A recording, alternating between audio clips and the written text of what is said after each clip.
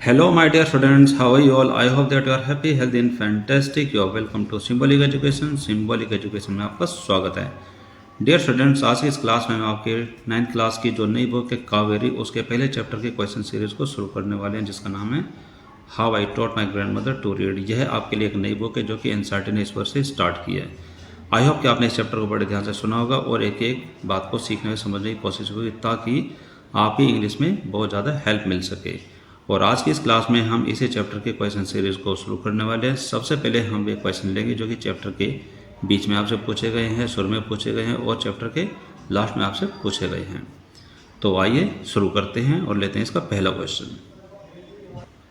So dear student, जैसे कि आप यहाँ पर देख रहे हैं आपका पहला क्वेश्चन, जिसमें complete the given word web, जिसमें टाइटल दिया गया है रिफ्लेक्ट एंड रेस्पॉन्ड, यानी कि जो कि आपके सामने नज़र आ रहा है और आप उसको देख करके कैसे प्रतिक्रिया करते हैं, यानी कि आप उसका जवाब कैसे देते हैं. तो यहाँ पर आपके सामने एक क्वेश्चन है कि why is it important to learn how to read and write, यानी कि लिखना व पढ़ना सीखना कितना ज़्यादा इम्पोर्टेंट है और ये क्यों ज़रूरी है, ये आपसे पूछा गया है. तो यहाँ पर आपके जो बुक है उसमें 4 बॉक्स दिए गए हैं, जिसमें आपको अपने अपने जो विचार हैं प्रस्तुत करने हैं. तो अगर हम इनके विचारों के बारे में बात करते हैं तो इसमें आपके लिए कुछ विचार लिखे गए हैं. आप इनके अलावा भी कोई अन्य विचार सोच सकते हैं. तो आइए हम शुरू करते हैं. तो जो इसका पहला बॉक्स है उसमें हम देखते हैं इसमें आपके लिए क्या लिखा गया है. कि पढ़ना लिखना ज़रूरी इसलिए होता है क्योंकि इसमें बात बताई गई है टू बी इंडिपेंडेंट, यानी कि स्वतंत्र बनने के लिए, यानी कि पूर्ण रूप से आज़ाद बनने के लिए, कि अगर हमें पढ़ना लिखना नहीं आता तो हम किसी न किसी अन्य व्यक्ति पर निर्भर रहते हैं कि वो हमें पढ़ करके सुनाएगा. लाइक अव्वा, यानी कि जो इस कहानी में जो दादी है जिसको अव्वा कह करके पुकारा करते, जो कि इस चैप्टर की जो नरेटर है जिसको अव्वा कह करके पुकारती है, उसकी तरह to be independent like Avva in the story, यानी कि इस स्टोरी में अव्वा की तरह आज़ाद बनने के लिए पढ़ना लिखना बहुत ज़रूरी है.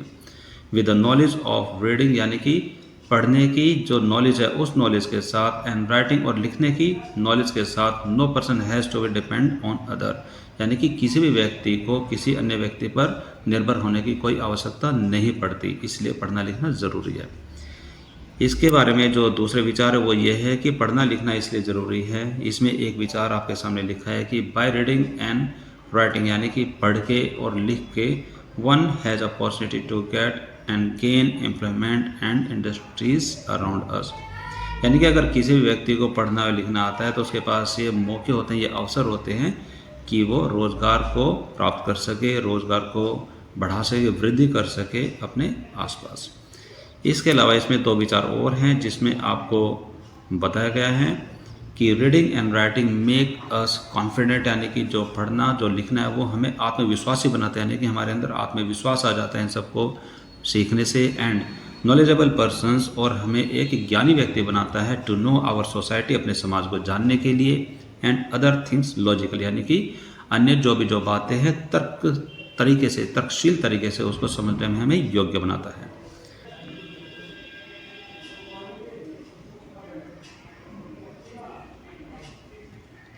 आगे यहाँ पर कुछ विचार और भी हैं जो कि बॉक्स नंबर 4 में दिए गए हैं, जिसमें लिखा है कि 30 बोथ पॉइंट्स, यानी कि जो ये दोनों बिंदु हैं, लिखना व पढ़ना, दोनों जो बातें हैं, मेक अस रेज और वॉइस अगेंस्ट एनी रॉन्ग, कि अगर हमारे सामने कुछ गलत होता है यानी कुछ रॉन्ग होता है तो हम उसके खिलाफ आवाज़ भी उठाते हैं, यानी कि पढ़ने लिखने से हम आवाज़ उठाने के काबिल बन जाते हैं. If we see anywhere, कि अगर हम कहीं भी कुछ गलत होते देखते हैं, and find out the solution, और उसका हम समाधान भी निकाल सकते हैं अगर हम पढ़े लिखे हैं तो जो ये सारी बातें हैं इसमें बताया गया है कि जो ये सारी बातें हैं इसमें आपको बताया गया है कि इसीलिए पढ़ना लिखना महत्वपूर्ण है. तो इसके बाद हम देखते हैं आपसे और क्या पूछा गया है. इसके बाद आपके सामने है क्वेश्चन नंबर 2, जो कि आपके रिफ्लेक्ट एंड रिस्पॉन्ड में दिया गया. क्वेश्चन नंबर 2 में आपसे पूछा गया है कि read the questions given below, यानी कि इसमें कुछ क्वेश्चंस आपको दिए गए हैं, and share your answer with your classmate and teacher, और जो उसके जवाब हैं आप अपने जो क्लासमेट्स हैं, सहपाठी हैं, और अपने अध्यापकों के साथ आप शेयर करेंगे, यानी उनके साथ साझा करेंगे, उनके साथ बांटेंगे. तो क्वेश्चन नंबर 1 आपके सामने है कि विच लैंग्वेज और languages do your grand parents और एल्डर रिलेटिव स्पीक, यानी कि कौन कौन सी भाषाएं या फिर भाषा आपके दादा दादी या फिर बड़ी उम्र के जो रिश्तेदार हैं वो बोलते हैं. तो इसका आंसर में आप लिखेंगे कि माई ग्रैंड पेरेंट्स, मेरे दादा दादी, और एल्डरली रिलेटिव्स, यानी कि और जो बाकी बड़ी उम्र के जो रिश्तेदार होते हैं, स्पीक हिंदी एंड हरियाणवी, वे हिंदी और हरियाणवी भाषा को बोलते हैं। आप इसमें कोई अन्य भाषा का भी जिक्र कर सकते हैं। Haryanvi is their most common language, और जो हरियाणवी है वो उनके लिए बहुत ही आम भाषा है। इन विच, जिसमें they always feel comfortable to talk, जिसमें वो हमेशा कंफर्टेबल महसूस करते हैं बात करने में, यानी कि वो उस भाषा में बड़ी आसानी से बातचीत कर सकते हैं, जिसका नाम है हरियाणवी। आगे आप इसमें लिखते हैं कि इट इज़ देयर मदर और नेटिव लैंग्वेज, कि ये उनकी मातृ और स्थानीय भाषा यानी कि लोकल लैंग्वेज, जो कि उनके अपने परिवार से जुड़ी रहती है। बट लेकिन they speak Hindi as well, लेकिन वे हिंदी भाषा को भी बोलते हैं। दीज बोथ लैंग्वेजेज, ये दोनों भाषाएं make themselves connect to their culture and society, जो दोनों भाषाएं हैं ये उनको अपने संस्कृति से और अपने समाज से मिलाती है, इसलिए वो इन भाषा को बोलते हैं। और अगले क्वेश्चन में आपसे पूछेगा कि how do they spend their time, और वे अपना समय कैसे बिताते हैं, यानी कि जो आपके दादा दादी और जो बड़ी उम्र के जो रिश्तेदार होते हैं वे अपना समय कैसे बिताते हैं। How do you spend time with them, और उनके साथ आप अपना समय कैसे बिताते हैं।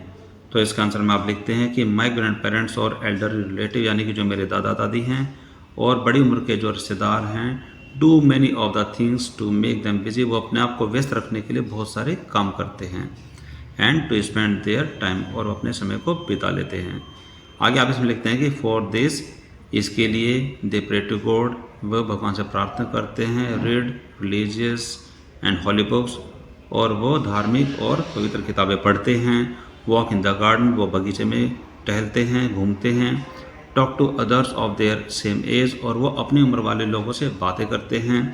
वॉच टीवी, वो टीवी देखते हैं। And most of time they share their life experience with us, and most of the time, और ज़्यादातर समय they share their life experience with us, वो अपने जीवन के जो अनुभव है वो हमसे शेयर करते हैं, हमारे साथ बांटते हैं। एंड टेल अस, और फिर वो हमें बताते हैं many stories and ask so many questions, और फिर वो हमें बहुत सारी कहानियाँ सुनाते हैं और हमसे बहुत सारे सवाल भी पूछते हैं। फॉर मॉडर्न टेक्नोलॉजी, आधुनिक जो तकनीकी है उससे संबंधित तो बहुत सारे क्वेश्चन पूछते हैं। एंड और कंपेयर ऑल दिस, और सारी तकनीकों का तुलना भी करते हैं विद देयर ऑल टाइम, अपने पुराने समय के साथ एट्सेट्रा। इसके बाद आपके सामने क्वेश्चन नंबर 3, जिसमें आपसे पूछा है कि what is your favourite experience with them, कि आपके जितने भी अनुभव उन लोगों के साथ रहे जो कि आपके बड़ी उम्र वाले जो रिश्तेदार हैं, जैसे कि आपके दादा दादी हैं और भी जो बड़ी उम्र वाले जो रिश्तेदार हैं, उनके साथ जितने भी आपके अनुभव रहे हैं उनमें से आपका सबसे पसंदीदा अनुभव कौन सा है। तो इसका आंसर में आप लिखते हैं कि all my experience is my favourite, कि मेरे सभी के सभी जो अनुभव है वो मेरे पसंदीदा है। विद देम, जो कि मुझे उनसे प्राप्त हुए हैं। But most common I truly like, लेकिन सबसे ज़्यादा अनुभव जो कि मुझे सबसे ज़्यादा पसंद है when I sit with them, जब मैं उनके साथ बैठता हूँ। And they share life experience, और जब वो अपने जीवन के अनुभव मेरे साथ शेयर करते हैं with me. And tell me so many stories, और मुझे वो बहुत सारी कहानी सुनाते हैं। I get to learn much more from them, मुझे उन सारी कहानियों से और उनसे बहुत कुछ सीखने को मिलता है। इसके बाद आपके सामने है अगला क्वेश्चन, जो कि क्वेश्चन नंबर 4, जिसमें आपसे पूछा है कि what is something that elderly in your family can not do easily but enjoy watching you do. ऐसी कौन सी बात है, यानी कि ऐसा कौन सा कार्य है जो कि आपके परिवार में जो आपके बड़ी उम्र वाले जो रिश्तेदार होते हैं वो आसानी से नहीं कर सकते हैं, बट लेकिन एंजॉय वॉचिंग यू डू, लेकिन जब आप उसी कार्य को करते हैं तो वो आपको देख करके आनंदित होते हैं, यानी कि खुश होते हैं। तो इसका आंसर में आप लिखते हैं कि this answer is very simple to you, यानी कि जो ये जवाब है देना बहुत ही आसान है, यानी कि इस जवाब को देना बहुत ही आसान है। एज वी नो, जैसा कि हम जानते हैं, our current life is full of many kind of technologies, यानी कि जो हमारा जो आधुनिक जो जीवन है, जो अभी की जो लाइफ है, उनमें बहुत सारी तकनीकी भरी, यानी कि हमारा जो जीवन है तकनीकी से परिपूर्ण है। Which were not in the time of their childhood, जो कि तकनीकी जो उनके बचपन में या फिर उनकी जो यंग एज है, यानी जो उनके जवानी के दिन है उस समय नहीं थे। लाइक जैसे कि स्मार्टफोन, जैसे कि उनके समय में स्मार्टफोन नहीं थे, कंप्यूटर्स नहीं थे, एंड वीडियो कॉल एट्सेट्रा, और वीडियो कॉल जैसी तकनीकी नहीं थी। They usually are surprise to see all this technology, और जब वे ये सभी जो तकनीकी इनको देखते हैं तो आमतौर पर बड़े हैरान हो जाते हैं इन सारी टेक्नोलॉजी को देख करके। अराउंड देम नाउ, जो कि वो अपने आसपास अब इन सारी तकनीकी को देखते हैं तो इनको देख करके वो बड़े हैरान हो जाते हैं। एंड और they can not use them easily, और वो इन सब का प्रयोग आसानी से नहीं कर पाते। एंड डोंट यूज़ दैम, और वो इनका यूज़ करते भी नहीं हैं। बट लेकिन व्हेन वी यूज़ दैम, लेकिन जब हम इन तकनीकों का प्रयोग करते हैं, they enjoy seeing us use them, और वो हमें इन सारी तकनीकों का यूज़ करते हुए देखते हुए बड़े प्रसन्न होते हैं, बड़े आनंदित होते हैं। उसके बाद आपके सामने एक क्वेश्चन है जो कि पार्ट नंबर 3 में है, जो कि आपके रिफ्लेक्ट एंड रिस्पॉन्स में पार्ट नंबर 3 में आता है, जिसमें आपके सामने एक पैसेज है और उसमें कुछ शब्द लिखे हुए हैं जो कि आपको जो पैसेज में दिए गए जो शब्द हैं उनसे उनको मैच करना है। तो इसमें आपसे पूछा क्या गया, इसमें आपसे पूछा गया है कि रीड द फॉलोइंग पैसेज, के जो नीचे जो आपके सामने जो पैसेज आप इनको पढ़िए, यानी कि रीड द फॉलोइंग पैसेज यानी कि निम्नलिखित पैसेज को आप पढ़िए। यहाँ पर फॉलोइंग पैसेज का मतलब होता है निम्नलिखित passage. Match the highlighted word, और जिन शब्दों को हाईलाइट किया गया है उन शब्दों को आप मिलान करेंगे, मैच करेंगे विद देयर मीनिंग्स, उनके अर्थों के साथ, given in the box below, जो कि यहाँ पर नीचे इस बॉक्स में दिए गए हैं। तो इसमें जो वर्ड्स आपके सामने हैं इन सारे वर्डों का मिलान, जो इनके शब्द हैं, जो उनका अर्थ है, उनसे आपको करना है। तो डियर स्टूडेंट, सबसे पहले इस पैसेज को पढ़ लेते। तो इसमें लिखा हुआ है कि the casting for the protagonist, यानी कि प्रोटैगनिस्ट क्या होता है कि अगर आप कोई रोल यानी कि कोई नाटक बना रहे हैं तो उसमें जो मुख्य नायक होता है उसके रोल के लिए जो व्यक्ति होता है उसको बोलते हैं प्रोटैगनिस्ट, और कास्टिंग होता है उसके लिए किसी व्यक्ति को चुनना।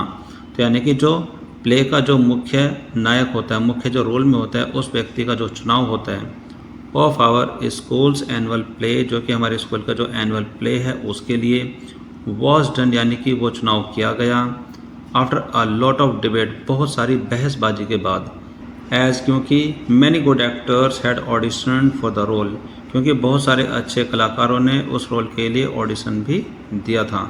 वी हैड डिसाइडेड, हम डिसाइड कर चुके थे, यानी कि हम निर्णय ले चुके थे, टू प्रेजेंट एन एपिसोड, कि हम उस रोल का एक एपिसोड यानी कि एक भाग प्रस्तुत करने के बारे में डिसाइड कर चुके थे, फ्रॉम एन इंस्पिरेशनल स्टोरी, एक प्रेरणादायक कहानी से लेकर के।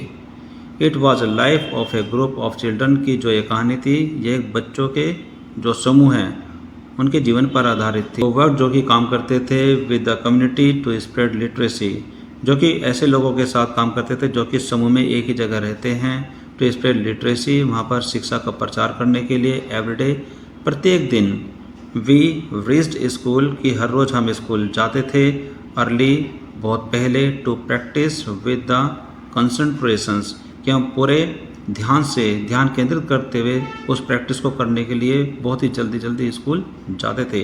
We waited eagerly for the final presentation, की हमने फाइनल प्रेजेंटेशन का जो इंतज़ार था बड़ी उत्सुकता के साथ किया, बड़ी बेसब्री से किया था। ऑल ऑफ अस, हम सभी, played our role in a very convincing manner, कि हमने सभी ने अपना अपना रोल बड़े ही अच्छे तरीके से परफॉर्म किया। वेरी कन्विंसिंग मैनर होता है बड़े सटीक तरीके से अपना अपना रोल निभाया।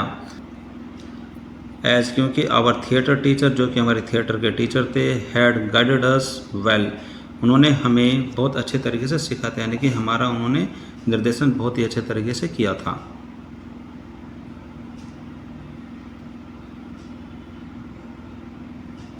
सो डियर स्टूडेंट्स, अब हम इस पैसेज को बड़े अच्छे से समझ गए हैं। इसमें बताया गया है कि एक स्कूल है जिसमें एक एनुअल जो प्ले है उसकी तैयारी हो रही है, और उसमें जो प्रोटैगनिस्ट यानी कि जो मुख्य जो नायक है उसकी कास्टिंग हो गई है, यानी कि उसके लिए एक कलाकार को चुन लिया गया है बहुत बड़े डिबेट के बाद, यानी कि बहुत बड़ी बहस के बाद में, और जो बहुत सारे जो अच्छे जो एक्टर थे उन्होंने ऑडिशन दे दिया है, और उसके बाद हमने डिसाइड कर लिया था कि एक प्रेरणादायक कहानी का एक भाग प्रस्तुत करने का हमने निर्णय ले लिया था, जो कि एक बच्चों के ग्रुप पर आधारित थी, जो कि कम्युनिटी यानी कि कुछ ऐसे लोगों के साथ मिलकर के काम कर रहे थे जो कि शिक्षा को बढ़ाना चाहते थे, जो कि शिक्षा को फैलाना चाहते थे। हर रोज़ हम स्कूल जल्दी जल्दी जाते थे और पूरे ध्यान से, पूरे ध्यान केंद्रित होकर के, पूरा फोकस करके, कंसंट्रेशंस करके हम अपनी प्रैक्टिस करते थे। हमारा जो फाइनल प्रेजेंटेशन के लिए जो इंतज़ार था वो बड़ा ईगरली था, यानी कि बड़ी उत्सुकता के साथ था, हम बड़े बेसब्र थे उसका इंतज़ार करने के लिए, और हमने अपना अपना रोल निभाया बड़े अच्छे तरीके मैनर से, कन्विंसिंग तरीके से, बड़े सटीक तरीके से, क्योंकि जो हमारे थिएटर के जो गुरु थे उन्होंने हमें अच्छे तरीके से सिखाया था, यानी कि हमारा मार्गदर्शन अच्छे से किया था। अब यहाँ पर इसके आंसर के लिए आप इसमें लिखेंगे कि इन दिस कॉलम, यानी कि जो कॉलम आपके सामने लिखे गए हैं, कॉलम नंबर 1, कॉलम नंबर 2, इसमें जो मिलान है, यानी कि एक तरफ वो जो वर्ड है जो कि वहाँ पर जो बॉक्स में दिया गया था उसके सामने उनका कोई मीनिंग है, तो उनको आपस में आपको मैच करना है। तो इसमें आपको लिखना है कि in this column here is match, के यहाँ पर मिलान है, ऑफ द वर्ड्स उन शब्दों का which are given in the box about जो कि उस बॉक्स में ऊपर दिया गया है। तो इसमें जो सबसे पहले है वो है एक्साइटेडली यानी कि उत्सुकता के साथ, जिसका जो सेम वर्ड है ईगरली यानी कि बेसब्री के साथ, जिसको हम बड़ी उत्सुकता के साथ बड़ा इंतज़ार करते हैं, तो एक्साइटेडली का मतलब होता है ईगरली। उसके बाद सेकंड पॉइंट है बिलीवेबल यानी कि विश्वसनीय, जो कि सटीक पूरे अच्छे तरीके से, तो यहाँ पर कन्विंसिंग। इसके बाद है पॉइंट नंबर थर्ड जिसमें पूछा गया है कि people living in one particular area यानी कि ऐसे लोग जो कि खास एक ही क्षेत्र में रहते हैं। इसका सेम मीनिंग होता है कम्युनिटी यानी कि समुदाय। इसके बाद है फोर्थ पॉइंट डिस्कशन यानी कि जो है डिस्कशन जिसका सेम मीनिंग है डिबेट यानी कि बहुत बड़ा विचार विमर्श, डिस्कशन जिसमें बहसबाजी की जाती है। इसके बाद है point number 5 a part of a story यानी कि एक कहानी का हिस्सा, जिसको हम दूसरे शब्दों में बोलेंगे एपिसोड। उसके बाद नंबर 6 है फोकस जिसका सेम मीनिंग होता है कॉन्सेंट्रेशन यानी कि ध्यान। उसके बाद है पॉइंट नंबर 7 मैन कैरेक्टर यानी कि मुख्य चरित्र यानी कि जो मुख्य कलाकार है उसको दूसरे शब्दों में बोलते हैं प्रोटैगनिस्ट।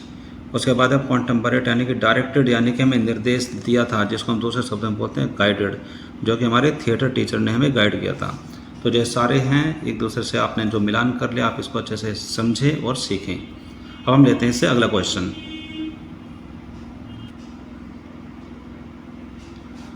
सो डियर स्टूडेंट्स, इसके बाद आपके सामने जो क्वेश्चंस है वो चेक योर अंडरस्टैंडिंग यानी कि इसमें आपकी समझ को चेक किया जाएगा कि आप कितने समझदार हैं।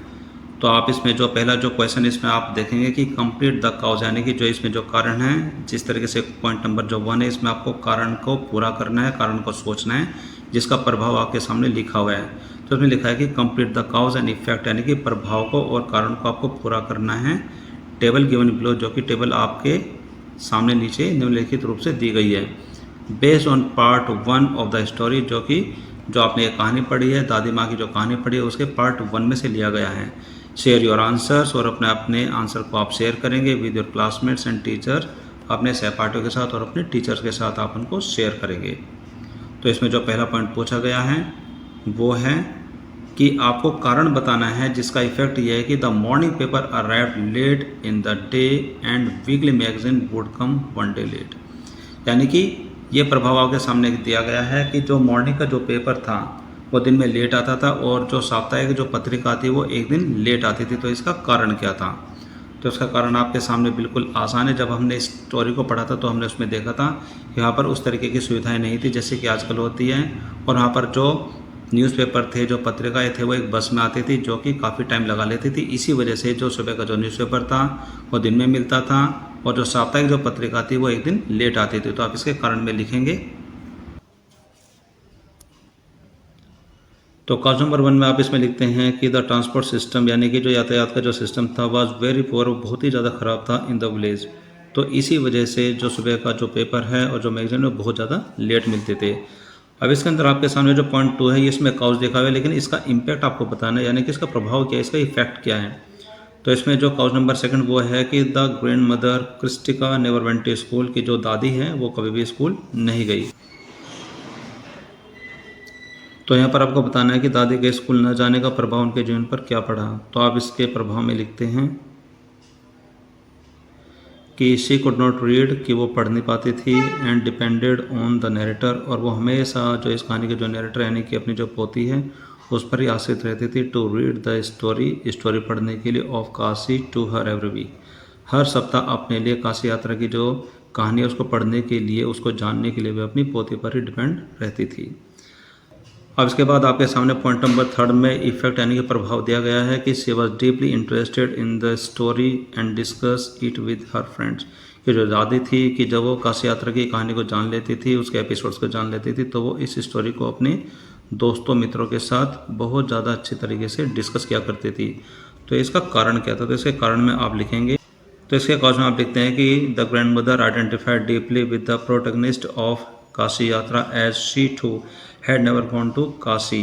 तो यानी कि जब वो काशी की जो कहानी अपने पोती के द्वारा सुनती थी तो उसमें जो उसके जो मुख्य किरदार थे यानी कि जो उसकी नायिका थी जिसको यहाँ पर नाम लिखा गया प्रोटैगनिस्ट, जो कि काशी यात्रा की कहानी में रहती थी, तो वो उसको अपने से आइडेंटिफाइड क्या करती थी, वो उससे अपने से परिचित क्या करती थी एज, क्योंकि she too never had gone to Kashi, क्योंकि वह भी कभी भी काशी नहीं गई थी। आगे आप इसमें लिखेंगे and the narrator read every episode to her, और जो उनकी पोती है जो कि इस कहानी की नरेटर वो उनके लिए हर एपिसोड को पढ़ करके सुनाती थी। और उसके बाद है पॉइंट नंबर 4 जिसमें आपके सामने कारण लिखा हुआ है, तो इसका प्रभाव आपको बताना है। तो कारण यह है कि the narrator went to a wedding for a week, कि जो इस कहानी में जो नरेटर यानी कि जो पोती वो एक सप्ताह के लिए किसी शादी में चली जाती है। तो इसका प्रभाव क्या हुआ, तो इसके प्रभाव में आप इसमें लिखते हैं कि the grand mother miss the episode of Kashi यात्रा, कि उस दौरान जो दादी है उनको जो काशी यात्रा के जो एपिसोड्स थे जो कि वो हर सप्ताह अपनी पोती से सुना करती थी उनको बहुत याद करती थी। एंड फेल्ट हेल्पलेस, और अपने आप को असहाय और बहुत ही कमज़ोर महसूस करती थी। शी वॉज फाउंड वीपिंग, और उनको रोते हुए पाया गया। व्हेन द नरेटर रिटर्न, कि जब पोती वापस आई थी तो उनको रोते हुए पाया गया, यानी कि दादी रो रही थी। इसके बाद नंबर 5 में आपके सामने प्रभाव लिखा हुआ है, तो आपको इसका कारण बताना होगा। प्रभाव यह है कि the grand mother never went to school, की जो दादी वो कभी भी स्कूल नहीं गई। तो इसका कारण क्या था, तो इसके कारण में आप यहाँ पर लिखते हैं कि इन दोज डेज, यानी कि उन दिनों, education was not considered important for girls, की उन दिनों यानी कि जब दादी छोटी थी तो उन दिनों की बात है कि जो शिक्षा है लड़कियों के लिए ज़्यादा महत्वपूर्ण नहीं समझी जाती थी। And she lost her mother early, और छोटी आयु में वो अपनी मदर को भी खो चुकी थी। तो इसके सामने पॉइंट नंबर 6 में आपके सामने कारण है, तो इसका प्रभाव आपको बताने। तो कारण यह है कि यानी कि काउज यह है कि the grand mother regretted not going to school, यानी कि स्कूल ना जाने की वजह से दादी माँ को पछतावा हुआ, वो पछताई। तो इसका जो प्रभाव है वो क्या है, तो इसके प्रभाव में आप यहाँ पर लिखेंगे। तो इसके प्रभाव में आप यहाँ पर लिखते हैं इसका इफेक्ट क्या है कि शी मेड श्योर कि उन्होंने इस बात को निश्चित किया that her all children studied well, कि उनके सभी बच्चों को अच्छी से अच्छी एजुकेशन मिले। And she strongly decided to learn to read herself, उन्होंने खुद से यानी कि खुद से ही पढ़ने लिखने के लिए एक महत्वपूर्ण डिसीजन भी लिया। इसके बाद आपके सामने क्वेश्चन नंबर 2 जिसमें आपसे पूछा गया कि डू यू थिंक, क्या आपको लगता है the narrator expected to see her grandmother in tears when she return to the village, कि क्या आपको लगता है कि नरेटर को ये आशा थी कि वो अपनी दादी को रोती हुई अवस्था में देखेगी व्हेन, जब शी रिटर्न टू विलेज, जब वो गांव वापस आएगी। इफ़ यस वाई, कि अगर आपका जवाब है हाँ तो क्यों, अगर आपका जवाब है नहीं if no then why not, तो क्यों नहीं।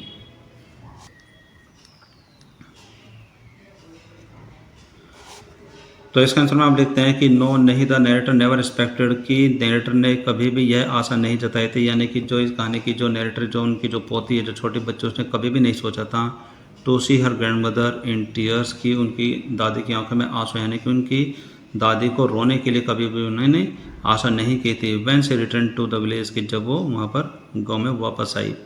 The narrator is her grand daughter, की जो नरेटर है यानी कि जो कहानी की जो नरेटर है वो उनकी पोती है। एंड और शी हर सेल्फ सेज, कि वो खुद ही इस बात को बताती है कि आई वॉज सरप्राइज्ड, कि मुझे बड़ी हैरानी हुई। फॉर, क्योंकि I had never seen her cry, क्योंकि मैंने कभी भी उनको कभी भी रोते हुए नहीं देखा। इवन यहाँ तक कि in the most difficult situation, यहाँ तक कि ख़राब से ख़राब परिस्थितियों में भी मैंने उनको रोते हुए कभी नहीं देखा। इट शोज़ क्लियरली, यानी कि इसे साफ साफ पता चलता है दैट की the grand mother is known, की जो दादी है वो पहचानी जाती है, उनको जाना जाता है फॉर हर स्ट्रॉन्ग मेंटलिटी, उनकी स्ट्रॉन्ग मेंटलिटी के लिए, यानी कि उनकी मजबूत मनोस्थिति के लिए, एंड स्ट्रेंथ, और उनकी ताकत के लिए। शी इज़ द वुमन, यह वो औरत है who has faced many problems and challenges in her life, कि दादी वह औरत है जो कि अपने जीवन में बहुत सारी समस्याओं का सामना कर चुकी है, एंड चैलेंजेस, और चुनौतियों का सामना कर चुकी है, विदाउट ब्रेकिंग डाउन, बिना ब्रेकिंग हुए, यानी कि बिना टूटे, यानी कि उसने कभी भी साहस नहीं खोया। यहाँ पर ब्रेकिंग डाउन का मतलब होता है साहस खो देना, यानी कि बिना साहस खोए बड़ी मजबूती से उन्होंने बड़ी से बड़ी प्रॉब्लम का सामना किया और बड़ी से बड़ी चुनौतियों का भी सामना किया। आगे आप इसमें लिखते हैं कि the narrator had gone to a neighbour village for a wedding, और जो नरेटर है वो पास ही के किसी गाँव में एक शादी के लिए गई थी 1 सप्ताह के लिए। And had no connection with home for 7 days, और 7 दिन के लिए उनके घर से कोई भी कनेक्शन नहीं था, यानी कि कोई भी बातचीत नहीं हो रही थी। The sight of tears in her grandmother's eyes, की जब उसने अपनी दादी की आंखों में आंसू देखे, वाज फुली अनएक्सपेक्टेड, इस चीज़ की बिल्कुल भी आशा नहीं की जा सकती थी।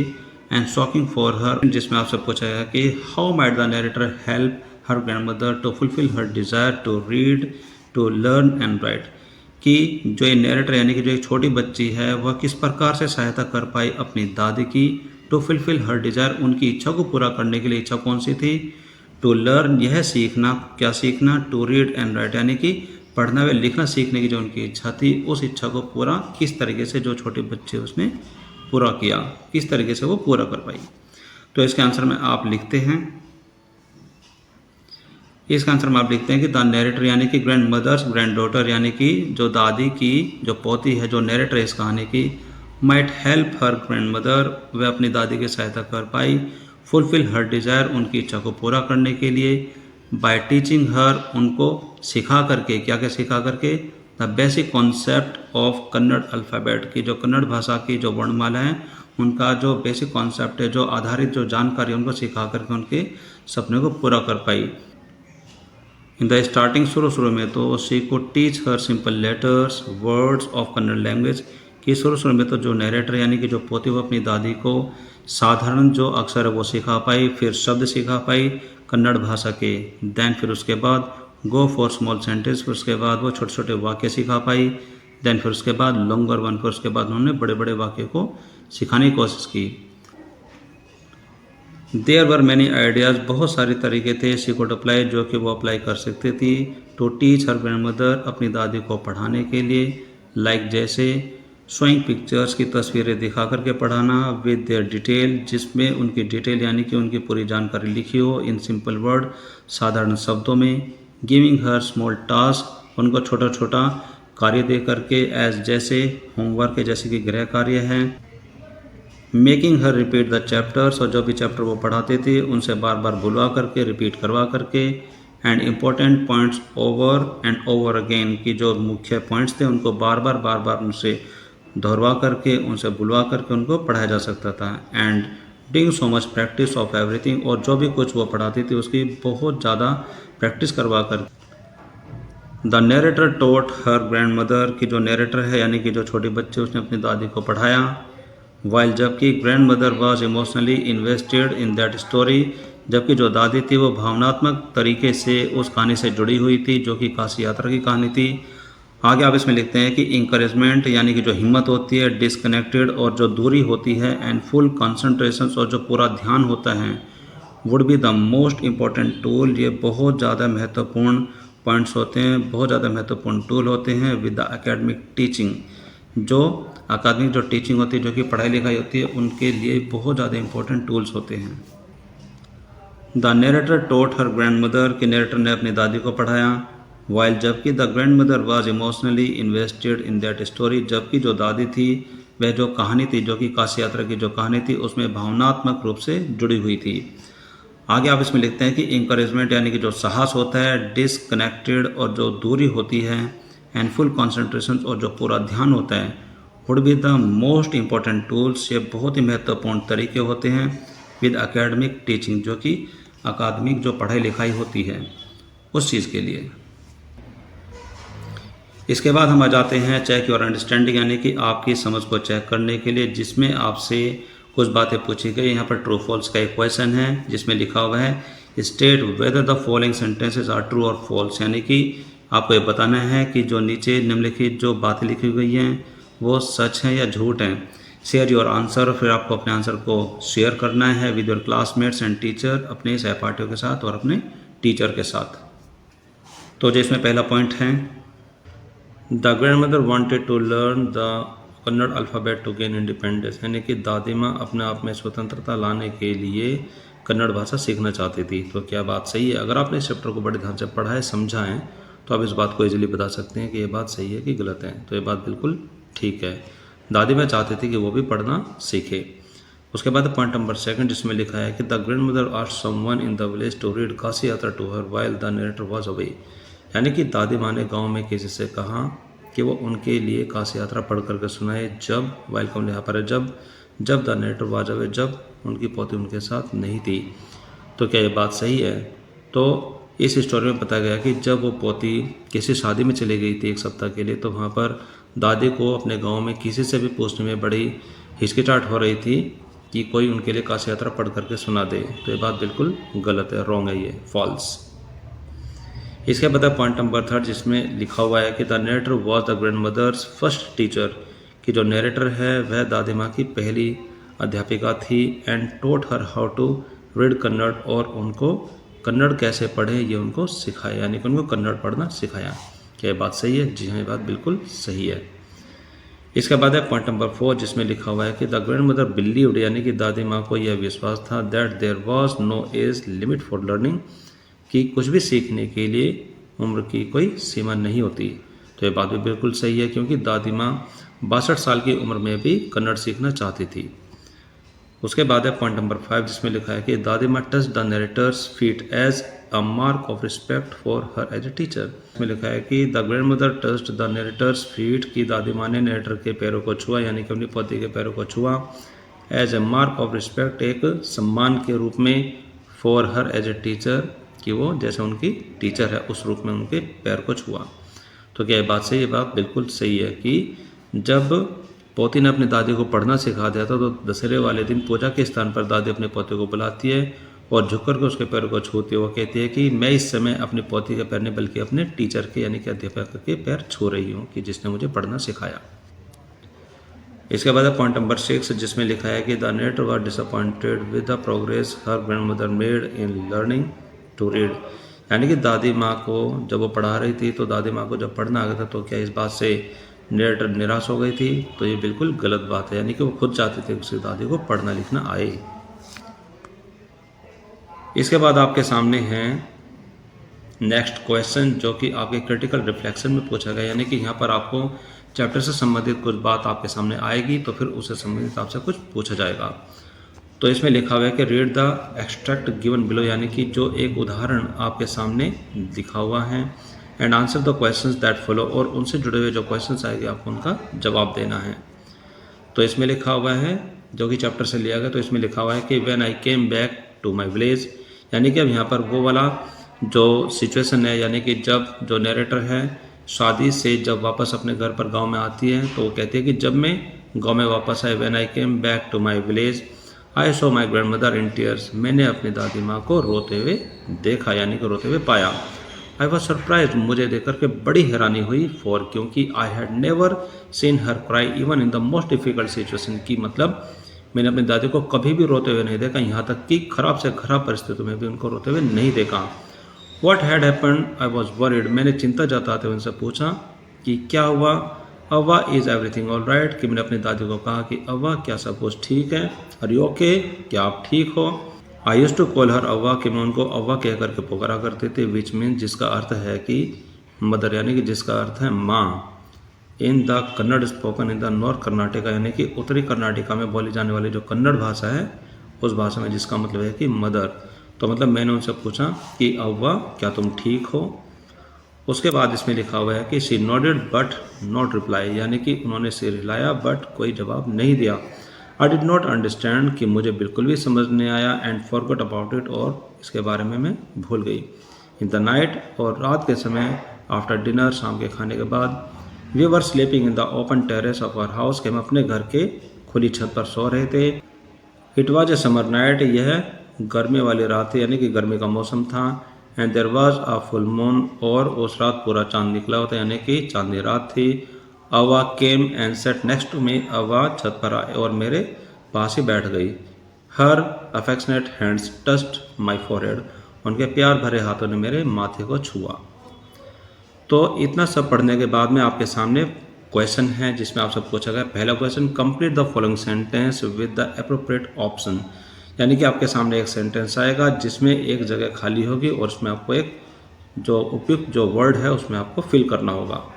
तो इसमें लिखा हुआ है कि the phrase never seen her cry in the most difficult situation, यानी कि इसमें बताया गया है कि मैंने अपनी दादी को कभी भी रोते हुए नहीं देखा, यहाँ तक कि खराब से खराब परिस्थितियों में भी उनको रोते हुए नहीं देखा। टेल्स अस, इस बात से हमें पता चलता है that the grand mother was, कि दादी माँ। अब आपको आगे इनमें से कोई ऑप्शन ढूंढना है, तो इसमें सबसे अच्छा ऑप्शन है स्ट्रॉन्ग विड, यानी कि पक्के इरादे वाली महिला थी। इसके बाद आपसे पूछा गया है कि complete the following the correct option, यानी कि जो नीचे निम्नलिखित है आपको उनको पूरा करना है विद द करेक्ट ऑप्शन, जो एकदम उपयुक्त जो विकल्प है उसके साथ, from those given in the bracket, जो कि ब्रैकेट में दिए गए हैं। तो आपके सामने यहाँ पर दो वर्ड लिखे हुए हैं, इनमें से एक सटीक एकदम उपयुक्त वर्ड आपको यहाँ पर लिखना है। तो आइए सबसे पहले इसको पढ़ लेते हैं कि पूछा क्या गया है। इसमें लिखा है कि grand mother did not reply, कि दादी माँ ने कोई भी जवाब नहीं दिया। व्हेन द नरेटर आस्क्ड, कि जब नरेटर ने पूछा, इफ शी वाज ऑलराइट, क्या वो ठीक हैं। बिकॉज, क्योंकि, she might have been to, क्योंकि वो हो सकती थी, यानी कि उस सिचुएशन में, उस हालात में कि जब वो दादी माँ रो रही थी और नरेटर ने उनसे पूछा कि दादी माँ सब कुछ ठीक है क्या, तो दादी माँ ने सिर हिलाया लेकिन कोई जवाब नहीं दिया। तो वहाँ पर दादी माँ क्या हो सकती थी, तो यहाँ पर क्या है कि इमोशनल या फिर टायर्ड, कि दादी माँ ने कोई भी जवाब नहीं दिया। तो वहाँ पर क्या दादी माँ थकी हो सकती थी या फिर दादी माँ भावुक हो सकती थी। तो यहाँ पर हमारे पास जवाब है भावुक, क्योंकि जो दादी माँ है वो नहीं पढ़ पा रही थी, इस वजह से वो काफ़ी दुखी थी, क्योंकि नरेटर के दूर जाने की वजह से उनको पढ़ाई लिखाई का महत्व और भी ज़्यादा महसूस हुआ और वह काशी यात्रा के सारे एपिसोड्स को मिस कर चुकी थी, इसलिए वो बहुत ज़्यादा इमोशनल थी। पॉइंट नंबर 3, जिसमें आपसे पूछा है कि identify the clue from the extract, यानी कि जो दिया गया, जो आपके सामने एग्जाम्पल जो उदाहरण है उसमें से आपको एक क्लू को ढूंढना है। दैट इंडिकेट्स, जिस क्लू से हमें पता चलता है, a rural setting a traditional custom, यानी जो ग्रामीण में जो परंपराएं चली आ रही हैं वो किस तरीके से सेट की गई, किस तरीके से बनाई गई हैं। तो इसके आंसर में आप लिखते हैं।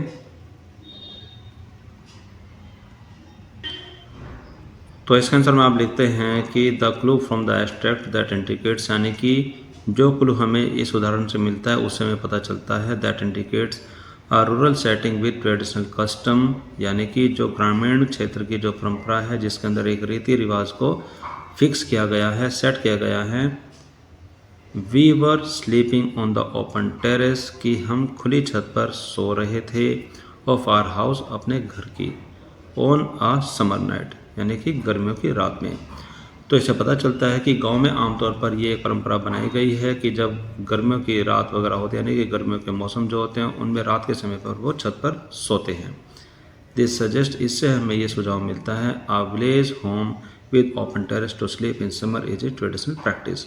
Suggest a village home with open terrace to sleep in summer is a traditional practice. इससे हमें बात समझ में आती है कि जो गर्मियों की रात होती है गांव में अक्सर लोग अपने घरों की छत पर सोते हैं, ये एक प्रकार की परंपरा है। इसके बाद आपके सामने क्वेश्चन नंबर 4, जिसमें आपसे पूछा है कि विच लाइन्स ऑफ द एब्स्ट्रैक्ट, यानी कि इस उदाहरण की कौन सी जो पंक्तियां हैं इस्टेब्लिश अ टेंडर एटमॉस्फेयर, की उनमें से कौन सी पंक्ति से पता चलता है कि वहाँ पर एक प्रकार का प्यार भरा माहौल है।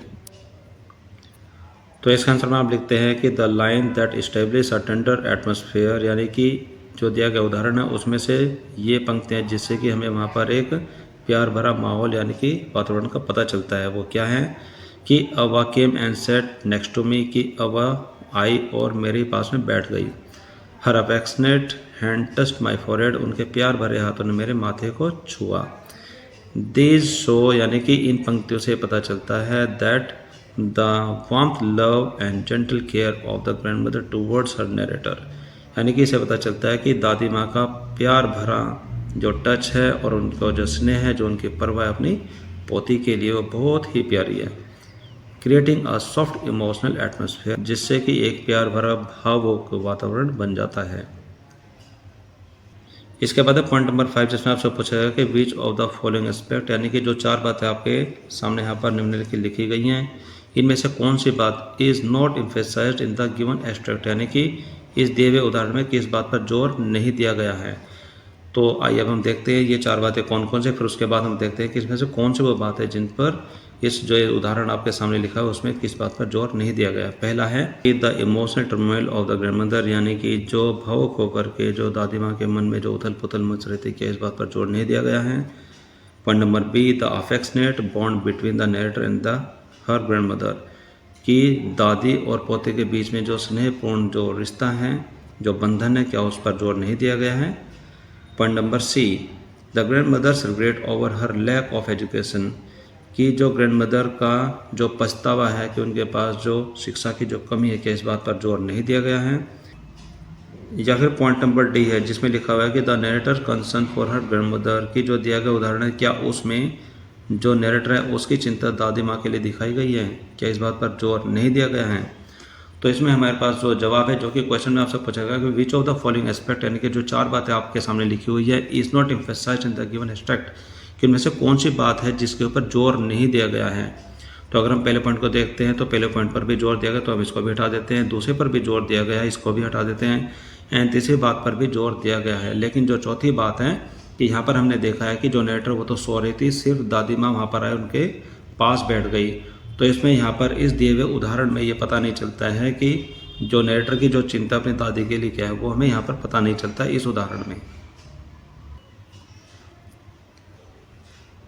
इसके बाद है पॉइंट नंबर 2, जिसमें एक पैसेज और भी है जो कि आपके इसी चैप्टर से लिया हुआ है। तो सबसे पहले हम इसको पढ़ेंगे, समझेंगे, उसके बाद इससे जुड़े हुए जो क्वेश्चन हैं हम उनके आंसर देंगे। तो इसमें लिखा हुआ है, I have decided I want to learn the Kannada alphabet from tomorrow onward, कि यहाँ पर दादी अपनी पोते से बोलती है, नरेटर से बोलती है कि मैंने निर्णय लिया है कि मैं कल से ही कन्नड़ अल्फ़ाबेट को सीखना चाहती हूँ।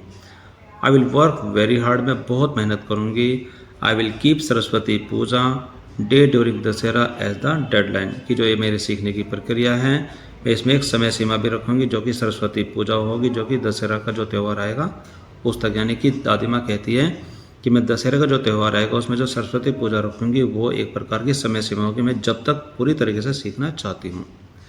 आगे इसमें लिखा है कि दैट डे, उस दिन, I should be able to read a novel on my own, कि उस दिन मुझे इतना काबिल हो जाना चाहिए, इतना योग्य हो जाना चाहिए कि मैं एक नॉवल को खुद से पढ़ सकूं। I want to be independent, और मैं पूर्ण रूप से स्वतंत्र होना चाहती हूँ, यानी कि मैं खुद से पढ़ना चाहती हूँ। यानी कि दादी कहना चाहती है कि मैं पढ़ने के लिए किसी और पर आश्रित नहीं रहना चाहती। आगे इसमें लिखा है कि I saw the determination of her face yet I loved at her, कि हालांकि मैं उनकी ये बात सुनकर के उन पर हंस पड़ी, लेकिन मैंने उनके चेहरे पर एक प्रकार का दृढ़ निश्चय देखा। यहाँ पर अभी जो नरेटर है वो बताती है। आगे इसमें लिखा है कि Avva at this age of 62 you want to learn the alphabet, कि अम्मा की 62 साल की उम्र में तुम अल्फ़ाबेट सीखना चाहती हो। यहाँ पर एक क्वेश्चन उठाया जाता है। All your here is grey, तुम्हारे तो सारे बाल ही सफ़ेद हो गए हैं। योर हैंड्स आर रिंकल्ड, तुम्हारे हाथों में झुर्रियाँ पड़ी हुई हैं। यू वेयर स्पेक्टिकल्स, और तुम चश्मा भी पहनती हो। And you work so much in the kitchen, और तुम सारे दिन रसोई में बहुत सारा काम भी करती हो। चाइल्डिशली, बचकानी बातें करते हुए, I made fun of the old lady, कि मैंने अपनी बूढ़ी दादी माँ का मजाक उड़ाया। बट, लेकिन, सी जस्ट स्माइल, लेकिन मेरी बात सुन करके वो सिर्फ मुस्कुराई। और आगे फिर दादी माँ बोलती है कि फॉर ए गुड काउज, की किसी अच्छे कारण के लिए, इफ़ यू आर डिटरमिन्ड, कि अगर आप पूर्ण रूप से दृढ़ निश्चयी है किसी अच्छे कार्य के लिए, अच्छी वजह के लिए, you can overcome any obstacle, कि तुम किसी भी प्रकार की बाधा को पार कर सकते हो। आई will work harder than anybody but I will do it, मैं बाकी किसी अन्य व्यक्ति से भी ज़्यादा मेहनत करूँगी, बट मैं इसको करूँगी। For learning there is no age bar, क्योंकि सीखने के लिए कोई भी उम्र सीमा नहीं होती।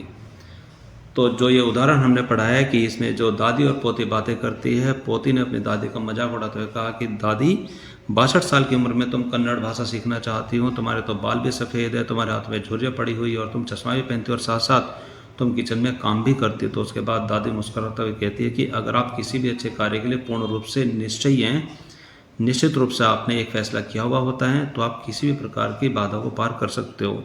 मैं किसी और से भी ज़्यादा मेहनत करूँगी, लेकिन मैं इसको करूँगी, क्योंकि for learning there is no age bar, क्योंकि कुछ भी सीखने के लिए कोई भी आयु की कोई सीमा नहीं होती, आप किसी भी उम्र में कुछ भी सीख सकते हैं, सब दादी ने कहा।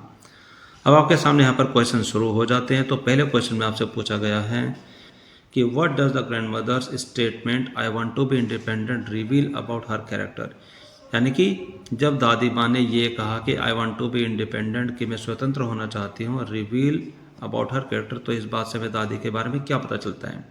तो आपके सामने यहाँ पर 4 ऑप्शन दिए गए हैं, जिसमें है पहला कि सी वांटेड टू बी लिटरेट, कि वो शिक्षित होना चाहती थी, और दूसरा है कि सी डिजायर सेल्फ सफिशिएंसी, कि वो आत्मनिर्भरता चाहती है।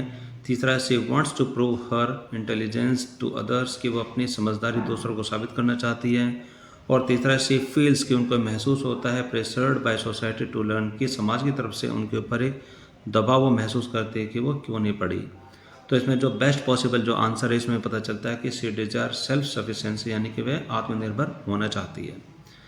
उसके बाद पॉइंट नंबर 2 में आपसे पूछा गया है कि फिल द ब्लैंक आपके सामने अब यहाँ पर एक सेंटर दिया गया जिसमें आपको रिक्त स्थान को भरना है। Fill in the blank with the appropriate option from those given in brackets के यहाँ पर ब्रैकेट में आपके सामने कुछ ऑप्शंस दिए गए हैं जिसमें आपको एक अच्छा वर्ड भरना है। तो इसमें पूछा गया है, तो इसमें लिखा है कि grandmother's determination shows that, यानी कि दादी माँ के निर्णय से ये बात साफ साफ पता चलती है दैट की लर्निंग हैज़ नो, कि सीखने के लिए आगे क्या वर्ड आना चाहिए आपको इसमें देखना है। तो आपके सामने 3 वर्ड है कि एज लिमिट, कोई आयु सीमा नहीं होनी चाहिए, जेंडर बायस यानी कि किसी लिंग का कोई भेद नहीं होना चाहिए कि भाई लड़का सीख सकता है या फिर लड़की नहीं सीख सकती है, या फिर कल्चर बैरियर्स यानी कि जो वहाँ का जो समाज का जो कल्चर है, जो उनकी संस्कृति है, क्या उनकी तरफ से कोई रुकावटें हैं।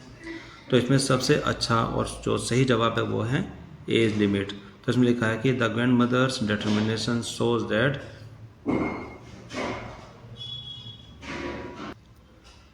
तो इसका आंसर में आप यहाँ पर लिखेंगे कि the grandmother's determination shows that learning has no age limit, कि कुछ भी सीखने के लिए कोई भी आयु सीमा नहीं होती।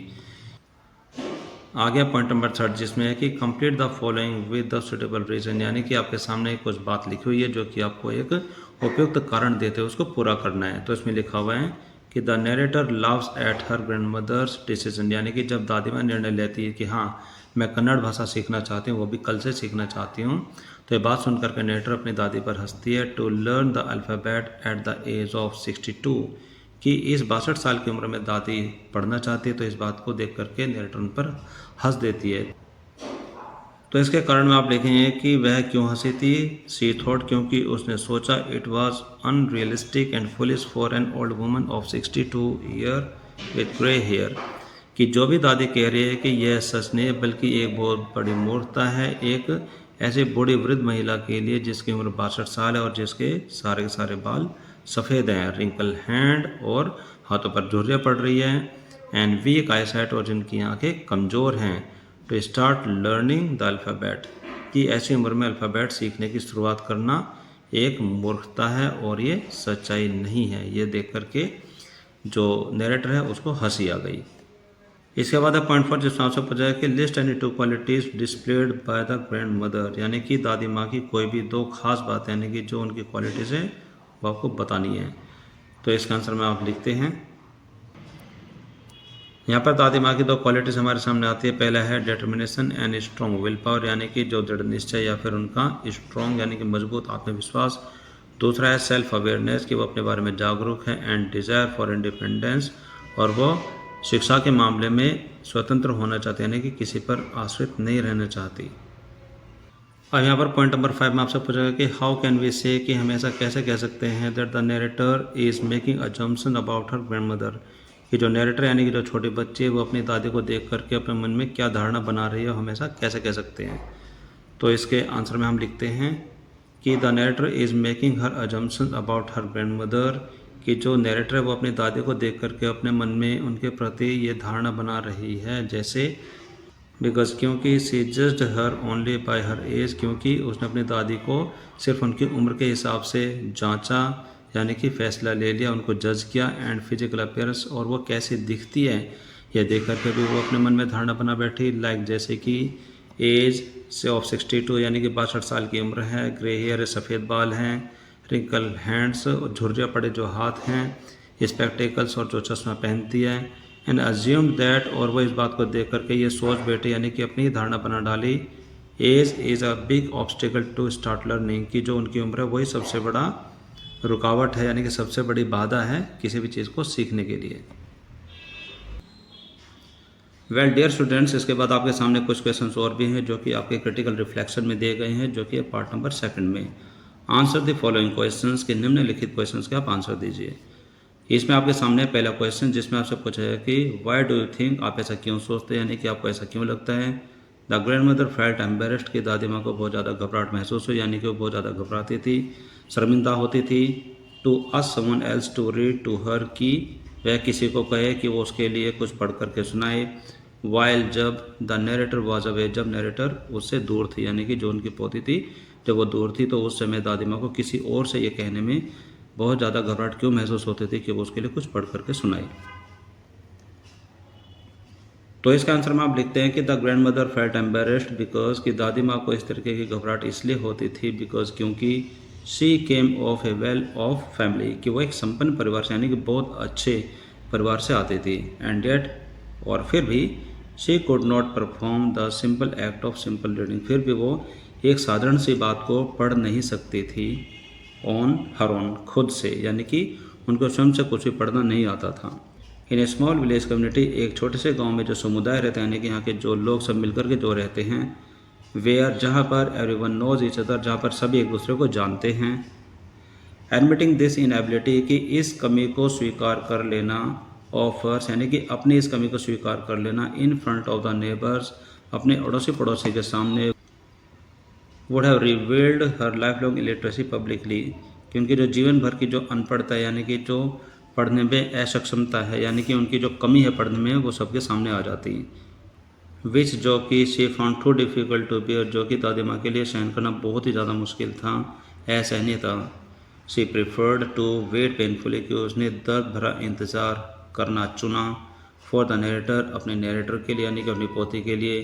रेदर, बजाय इसके, रिवील हर वीकनेस, की उनकी कमजोरी की अगर लोगों के सामने आ जाते, उसकी बजाय उन्होंने इंतज़ार करना चुना।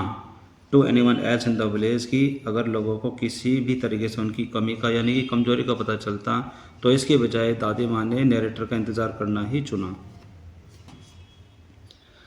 इसके बाद आपके सामने क्वेश्चन नंबर 2 जिसमें आपसे पूछा है कि why does the narrator initially laughed at grandmother's determination to learn at the age of 62, यानी जब दादी माँ ने कुछ सीखने की इच्छा जताई थी तो शुरू में जो नरेटर यानी जो छोटी बच्ची है वह शुरू में दादी माँ पर क्यों हंसती है। Determination to learn at the age of 62, यानी कि 62 साल की उम्र में जो सीखने का जो दृढ़ निश्चय है उसको देख करके शुरू में नरेटर अपनी दादी माँ पर क्यों हंसती है। तो इसका आंसर में आप लिखते हैं कि द नरेटर, यानी कि इस कहानी के जो नरेटर है, बीइंग ओनली 12 ईयर्स ओल्ड, एक 12 साल की छोटी बच्ची होते हुए, रिएक्टेड यानी कि उन्हें प्रतिक्रिया की, विद द इनोसेंस, एक अपनी मासूमियत के साथ, एंड थॉटलेसनेस, और बिना विचारे का जो उसका सडन जो थॉट था, सडन जो विचार थे उसके साथ, टिपिकली ऑफ ए चाइल्ड, यानी कि एक बच्चे के रूप में। She looked at her grandmother's physical appearance, की उसने अपनी दादी माँ को देखा कि वो दिखने में कैसी है। विद ग्रे हेयर, सफ़ेद बालों के साथ, रिंकल्ड हैंड्स, यानी कि हाथ में झुर्रियाँ पड़ रही हैं उस कंडीशन में, स्पेक्टिकल्स, और साथ में वो चश्मा भी पहनती है। एंड फाउंड इट, और ये सब देख करके उसको लगा amusing and impractical that such a person would want to learn alphabet of Kannada, यानी कि ऐसी सिचुएशन में उसने ये सोचा, यानी कि यह सोचते हुए कि यह एक अव्यवहारिक चीज़ है, यानी कि ऐसा कभी होता ही नहीं है कि ऐसा व्यक्ति इस उम्र में किसी चीज़ को पढ़ने की इच्छा जताएगा, वो भी कन्नड़ अल्फ़ाबेट को। तो ये सब देख करके वह अपनी दादी माँ पर हंस पड़ी। आगे आप इसमें लिखते हैं कि बीइंग ए लिटिल चाइल्ड, एक छोटी बच्ची होने के नाते, यानी कि एक छोटी बच्ची होते हुए, the narrator was not able to understand, कि छोटी बच्ची इस बात को नहीं समझ पाई, यानी कि वो समझने के योग्य नहीं थी, that there is no age bar to get education, की शिक्षा को प्राप्त करने के लिए या फिर कुछ सीखने के लिए आयु की कोई सीमा नहीं होती। वह एक छोटी बच्ची होने के नाते इस बात को नहीं समझ पाई। एंड और that inner determination is more powerful than any physical limitations, की शरीर को जो बनावट होती है, शरीर जैसा दिखता है चाहे वो बूढ़ा है या जवान है, उस चीज़ से ज़्यादा पावरफुल उसके अंदर का जो आत्मविश्वास है, जो कठिन जो उसका डिसीजन है, डिटर्मिनेशन है, वो सबसे बड़ी बात होती है। हर लाफ्टर वाज चाइल्डिश, लेकिन उस बच्चे की जो हंसी थी वह एक बच्चों वाली हंसी थी, बट नॉट अनकाइंड, लेकिन उसकी हंसी कोई निर्दयी हंसी नहीं थी। इसके बाद आपके सामने क्वेश्चन नंबर 3 जिसमें आपसे पूछा है कि what significance does the story of Kashi यात्रा है, यानी कि इस पूरे चैप्टर में एक कहानी के बारे में हमने पढ़ा है जो कि है काशी यात्रा। तो काशी यात्रा का कितना ज़्यादा महत्व है in the both the grand mother's life and the story, यानी जो पूरा चैप्टर है इसमें और जो दादी है उनकी ज़िंदगी में उस काशी यात्रा का कितना महत्व है। तो इसका आंसर में आप लिखेंगे कि काशी यात्रा हैज़ ग्रेट सिग्निफिकेंस, की काशी यात्रा का बहुत ज़्यादा महत्व है एट मल्टीपल लेवल, अलग अलग पहलू में, in both the grand mother's life and the story, यानी कि इस पूरी कहानी में और दादी माँ की लाइफ में, यानी कि उनकी ज़िंदगी में काशी यात्रा का एक अलग अलग पहलू पर जाकर के बहुत ज़्यादा महत्व है। It is a story of a woman कि यह एक ऐसी महिला की कहानी है who sacrifice her biggest dream of her life to go to Kashi.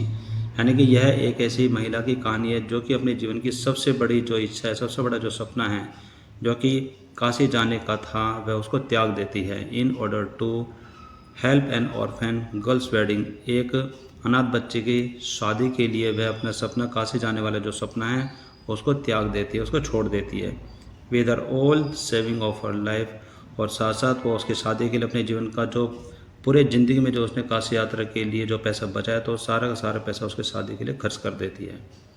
In the grand mother's life और दादी माँ के जीवन में इट बिकम्स क्लियर, यह बात पूरी तरीके से स्पष्ट हो जाती है that she too had never gone to Kashi, के मतलब वो भी कभी भी काशी यात्रा नहीं जा सकी, यानी कि वो भी कभी भी काशी नहीं जा पाई। आगे आप इसमें लिखते हैं कि मोरेवर, और सबसे बड़ी बात तो ये भी होती है कि it was her desperate desire, कि ये उनकी बहुत बड़ी इच्छा रहती है to know about Kashi always, कि हमेशा काशी के बारे में जानने की उनकी सबसे बड़ी इच्छा रहती है। वैन जब one of the novel of Triveni a popular Kannada writer Kashi Yatra was appearing as a serial in weekly Karmaveera, और जब जो उनकी एक कन्नड़ की जो लेखिका थी जिनका नाम था त्रिवेणी, उनके द्वारा लिखी गई बहुत सारी किताबों में से एक नॉवल प्रकाशित होता है जो कि काशी यात्रा के ऊपर रहता है। Was appearing as a serial, जो कि एक सीरियल के रूप में, यानी कि धारावाहिक के रूप में आया करता था इन द वीकली क्रमवीरा, यानी कि एक मैगजीन आया करती थी जो कि क्रमवीरा नाम से थी। तो उसमें वह काशी यात्रा जो कि त्रिवेणी के द्वारा लिखे गया जो नॉवल था, वह एपिसोड्स बाय एपिसोड छप करके आता था। देन और फिर grandmother's has her ardent desire to go to Kashi, और फिर उसके बाद दादी माँ की बहुत ही गहरी इच्छा रहती है काशी जाने की and worship to lord Vishweshwar, और वहाँ पर जा कर के जो भगवान विश्वेश्वर है उनकी पूजा अर्चना करने की सबसे बड़ी इच्छा रहती है। इसके बाद आपके सामने क्वेश्चन नंबर 4, जिसमें आपसे पूछा गया कि what does the grandmother's desire to learn the Kannada alphabet reflect about her, कि दादी माँ की जो इच्छा है कन्नड़ भाषा को सीखने की, वह इच्छा उनके बारे में क्या प्रकट करती है। तो इसमें आप लिखते हैं कि ग्रैंड मदर्स डिज़ायर, यानी कि जो दादी माँ की जो इच्छा है to learn the Kannada alphabet, Kannada के जो वर्णमाला उसको सीखने की, रिफ्लेक्ट्स सेवरल एडमायरेबल क्वालिटीज़, यानी कि उनके अंदर बहुत ही सराहनीय जो क्वालिटीज़ है, जो गुण हैं, उनको सामने लेकर के आती है। हर सेल्फ अवेयरनेस, की उनके अपने प्रति जो जागरूकता है, her strong sense of self respect, और उनके बारे में जो अपना आत्मसम्मान है, उनके प्रति जो उनकी एक समझ है, उस चीज़ को भी सामने लाती है। And belief in personal independence, और जो अपनी व्यक्तिगत जो स्वतंत्रता है उसका विश्वास सामने लेकर के आती है। इट शोज़ दैट, इससे यह प्रतीत होता है कि शी इज़ नॉट सेटिस्फाइड, कि वह संतुष्ट नहीं है विद हर सेल्फ, यानी कि वो अपने आप से संतुष्ट नहीं है। नॉट गोइंग टू स्कूल, कि वो स्कूल नहीं जा सकी, इस बात से वो अपने से संतुष्ट नहीं है। Ever but wants to be educated, लेकिन वो शिक्षित होना चाहती है even at the age of 62, यहाँ तक कि 62 साल की उम्र में भी। एंड और she has keen interest in literature and story telling, और उनका साहित्य में और कहानी सुनाने में बहुत ज़्यादा इंटरेस्ट है, उनकी बहुत बड़ी रुचि रहती है। और जिसमें आपसे पूछा कि what lessons can be infer, यानी कि कितनी सीख, यानी कि कितने लेसन्स का हम अंदाज़ा यानी कि अनुमान लगा सकते हैं, यानी कि कितनी बातों को हम सीख सकते हैं फ्रॉम ग्रैंड मदर्स एक्शन, यानी कि जो दादी माँ ने जो कार्य किया था, of touching the narrator's feet, यानी कि नरेटर के पैरों को छूने का जो कार्य किया था, उससे हम क्या क्या सीख सकते हैं। तो इसके आंसर में आप लिखते हैं कि several important lessons can be inferred from the grandmother's action of touching the narrator's feet, यानी कि जब दादी माँ ने अपनी पोती के पैरों को छुआ, जो कि हमारे चैप्टर के नरेटर हैं, तो इस बात से हम एक से ज़्यादा बातों को सीख सकते हैं, यानी कि एक से ज़्यादा बातों को सीखा जा सकता है फ्रॉम ग्रैंड मदर्स एक्शन, यानी कि दादी माँ के इस कार्य की वजह से।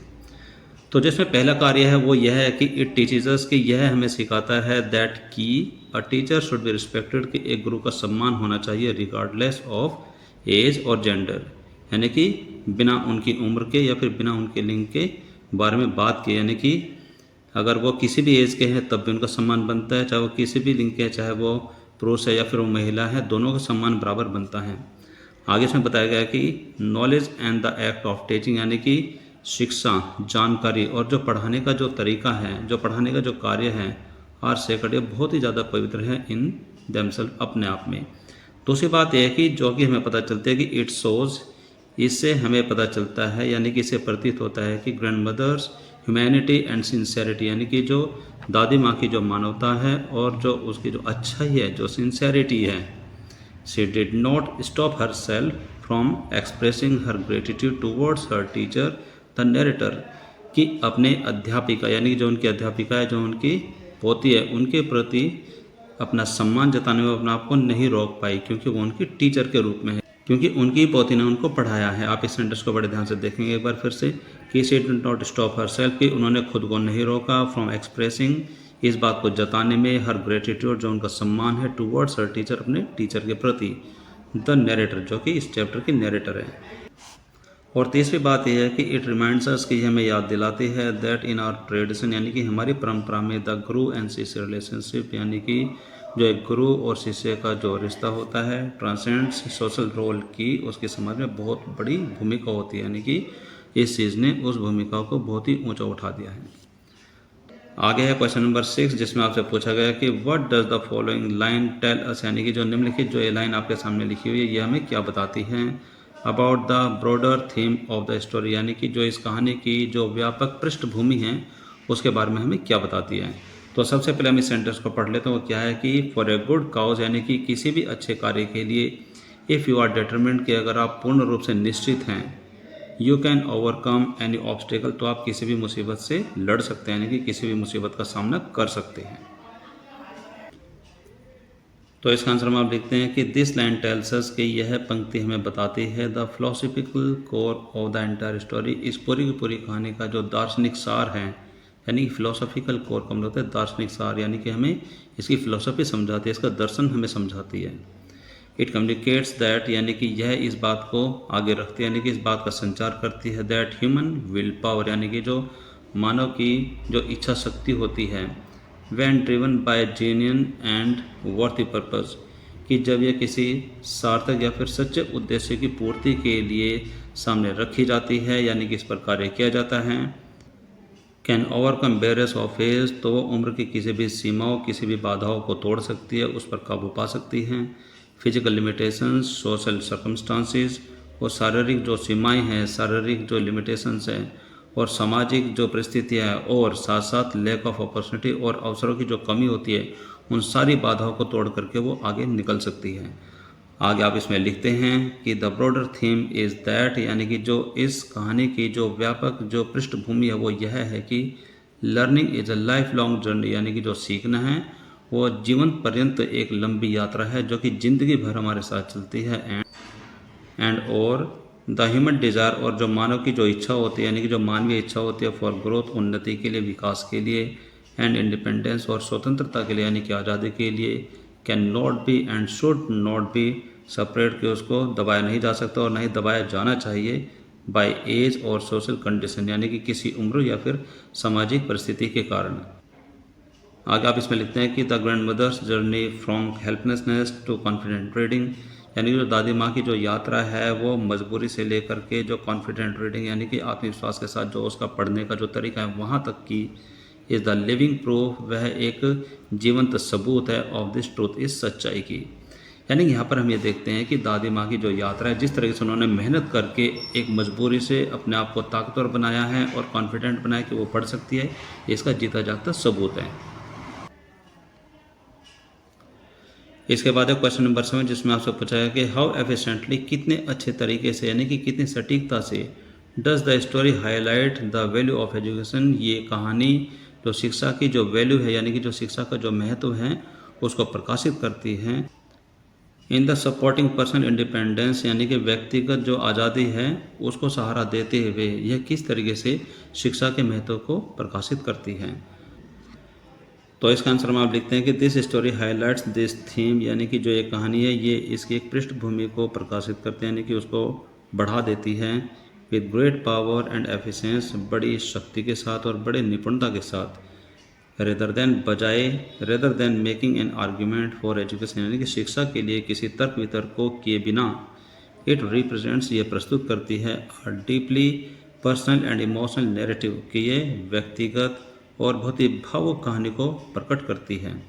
द ग्रैंड मदर्स टीयर यानी कि जो दादी माँ के जो आंसू है। हर कन्फेशन, जो उनका जो कन्फेशन है कि हाँ वो मानती है। ऑफ हेल्पलेसनेस, जो अपनी मजबूरी को जो वो मानती है। Her embarrassment of not being able to read, और दादी माँ की जो घबराहट है, जो शर्मिंदगी है कि वो पढ़ने के योग्य नहीं हैं। एंड और हर ट्रिपेंट मोमेंट ऑफ रीडिंग, और जो उनके पढ़ने की जो जीत है, जो जीत की जो खुशी है। द टाइटल काशी यात्रा इंडिपेंडेंटली, कि उन्होंने जो काशी यात्रा की जो बुक का जो टाइटल है उनको खुद से ही जो पढ़ा था, जो उसको पढ़ने की जो खुशी थी वो। ऑल दीज मोमेंट्स, ये सभी के सभी जो मोमेंट्स हैं, make the value of education real viscerally, कि वो शिक्षा की जो वैल्यू है उसको असंगत तरीके से प्रकट करती है। सो डियर स्टूडेंट्स, इसके बाद आपके सामने कुछ क्वेश्चंस और भी है जो कि आपके वोकेबुलरी एंड स्ट्रक्चर से जुड़ी हुई है, यानी कि जो आपके शब्दार्थ हैं और जो उनकी स्पेलिंग्स हैं उनसे जुड़ी हुई है।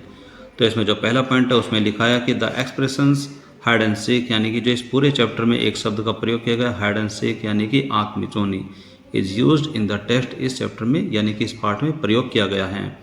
This is called a binomial, यानी कि ऐसे शब्दों के मेल जोल को बोलते हैं binomial. Binomials are expressions consisting of two words, यानी कि जो बाइनोमियल का जो प्रभाव होता है, जो उसका एक्सप्रेशंस होता है, उसमें आमतौर पर दो शब्द लिए जाते हैं, usually linked by a conjunction, और उन दोनों शब्दों को आमतौर पर कंजंक्शन की सहायता से जोड़ा जाता है, जैसे कि एंड या फिर और, that are commonly used together, जिसकी वजह से इन दोनों को आपस में आमतौर पर जोड़ा जाता है इन ए फिक्स्ड ऑर्डर, एक विशेष तरीके से। फॉर एग्जांपल, उदाहरण के तौर पर ओड्स एंड एंड्स, या फिर राइट और रॉन्ग, इस तरह से। तो यहाँ पर आपके सामने क्वेश्चन है कि आपको करना क्या है, इसमें आपको मैच करना है, यानी कि मिलान करना है। मैच द बाइनोमियल्स, यानी कि जो इसमें बाइनोमियल्स है इस तरीके के जो शब्द हैं उनको मैच करना है इन कॉलम 1 विद देयर मीनिंग, यानी कि कॉलम 1 में बाइनोमियल्स है और जो उनका अर्थ है कॉलम 2 में दिया गया, यानी कि कॉलम 2 में दिया गया है। You may refer to our dictionary, आप इनके लिए शब्दकोश यानी कि डिक्शनरी का भी प्रयोग कर सकते हैं।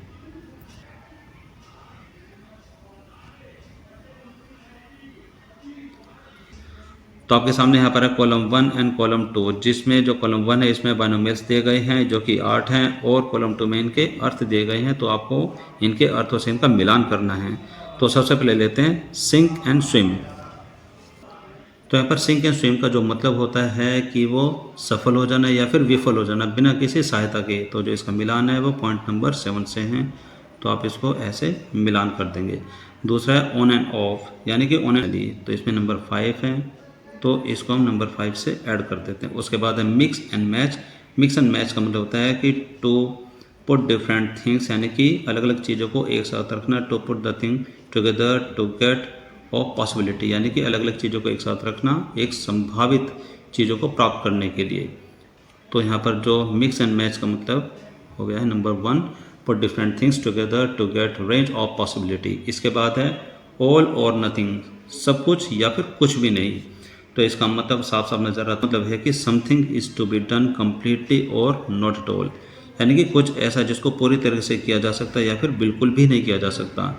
इसके बाद है point number 5, part and parcel. Part and parcel का मतलब होता है कंप्लीट पार्ट और बिलोंग टू, यानी कि कंप्लीट पार्ट और बिलोंग टू, यानी कि किसी भी हिस्से को पूरा करना या फिर जो भी उससे जुड़ा हुआ है। तो इसका मतलब है कंप्लीट पार्ट और बिलोंग टू। इसके बाद है pick and choose. Pick and choose का मतलब होता है choose only the best thing, यानी कि इसका पॉइंट जाएगा नंबर 3 पर। इसके बाद है सूनर और लेटर, यानी कि इसका मतलब होता है भविष्य में कभी ना कभी। तो इसमें लिखा जाता है ये जो नंबर 4 है इसका मतलब है कि at some time in the future, यानी कि भविष्य में कभी ना कभी। इसके बाद है point number 8, leaps and bound, जिसका मतलब होता है कि इंक्रीज और डेवलप वेरी क्विकली, यानी कि किसी भी चीज़ का बड़ी जल्दी से अचानक से विकास हो जाना। सो डियर स्टूडेंट्स, अब यहाँ पर आपके सामने एक कार्य दिया गया है जिसमें आपको करना क्या है कि use any 5 of the above binomials, यानी कि जो बाइनोमियल्स आप यहाँ पर देख रहे हैं जो कि 8, इनमें से आपको कम से कम 5 को लेना है इन सेंटेंसेस, और सेंटेंस में प्रयोग करना है ऑफ योर ओन, खुद से, यानी कि खुद ही आपको इसके 5 सेंटेंसेस बनाने हैं। तो ये छोटा सा जो कार्य है ये मैं आपके ऊपर छोड़ता हूँ, जो कि आपको करना है do it by your self, जो कि आपको खुद ही करना है, बिना किसी सहायता के आपको इसको कोशिश करनी कि आप इसको कर पाते हैं या नहीं कर पाते। इसके बाद हम देखते हैं कि आपके सामने और क्या क्या बातें पूछी गई है। अगर आपसे सेंटेंसेस नहीं बन पाते हैं तो आप अपने आंसर कमेंट बॉक्स में लिख सकते हैं और पूछ सकते हैं कि इनके सेंटेंस आपको कैसे बनाने हैं, आपको बता दिए जाएंगे। इसके बाद देखते हैं कि आपको और क्या पूछा गया है। इसके बाद आपके सामने पॉइंट नंबर 2 जिसमें आपसे कहा गया कुछ करने के लिए। इसमें लिखा हुआ है रीड द फॉलोइंग वर्ड्स, यानी कि जो वर्ड है आपको इनको पढ़ना है from the text given in the box below, यानी कि जो ये बॉक्स है इसमें कुछ वर्ड्स है जो कि इस चैप्टर में यूज हुए हैं। तो आपको इसमें करना है क्या, इसमें कुछ डिटेल आपके सामने लिखी है। तो इसमें लिखा हुआ है कि these words are made by adding suitable prefix, यानी कि जो ये वर्ड हैं इनके सबसे पहले कुछ ऐसे प्रीफिक्स, यानी कि 2 वर्ड होते हैं सुफिक्स एंड प्रीफिक्स, जो कि मेन शब्दों में मिलकर के उनके अर्थों को बदल देते हैं। तो जितने भी जो शब्द आपके सामने लिखे हुए हैं, जैसे कि अनहैप्पी, तो जैसे कि इसमें लिखा हुआ है अन और हैप्पी दोनों को मिलाकर के बोलते हैं अनहैप्पी। तो इसी तरीके से यहाँ पर जो पॉइंट है यह है अन, एर और इन, यानी कि जो ये प्रीफिक्स है जो कि शब्दों से पहले लिखे जाते हैं, ऐसा इसमें जोड़ा गया है। टू गिव एन अपोजिट और negative meaning to the words, यानी कि ऐसे वर्डों को जोड़ करके उनके जो अर्थ हैं उनके अर्थों में बदलाव आ जाता है, या तो वो नेगेटिव वर्ड बन जाते हैं या फिर वो उनके विपरीत वर्ड बन जाते हैं। तो इसमें आपको करना क्या है, इसमें आपको करने के लिए बताया गया है कि now make words by adding the suitable prefix, यानी कि आपको कुछ शब्दों को बनाना है, उसमें जो सुटेबल प्रीफिक्स यानी कि जो वर्ड उन शब्दों के पहले आपको जोड़ना है उनको बोलते हैं प्रीफिक्स, उन शब्द को जोड़ करके कुछ नया शब्द बनाना है गिवन इन द बॉक्स, यानी कि बॉक्स में दिए गए to the words from the text in column 1, यानी कि कॉलम 1 में कुछ शब्द दिए गए हैं, उनमें से कॉलम 2 के लिए उनमें से प्रीफिक्स को जोड़ करके कुछ शब्दों को बनाना है। Right the prefixed word in column 2, और फिर उनको कॉलम 2 में लिखना है। One example has been done for you, यानी कि आपके लिए एक उदाहरण को बना गया। उदाहरण यह है कि आपके सामने लिखा हुआ है पॉपुलर, जिसमें यहाँ पर अन जोड़ा गया, यानी कि यहाँ पर जो आप ये अन देख रहे हैं इसको जोड़ा गया है, तो इसको यहाँ पर जोड़ करके अनपॉपुलर बनाया गया। यानी कि पॉपुलर होता है लोकप्रिय, इसका ठीक विपरीत जिसको कोई नहीं जानता, जो लोकप्रिय नहीं होता उसको बोलते हैं अनपॉपुलर। तो इसी तरीके से आपको इन शब्दों में बनाने के लिए प्रीफिक्स को जोड़ना है। तो आइए हम देखते हैं कैसे जोड़ेंगे।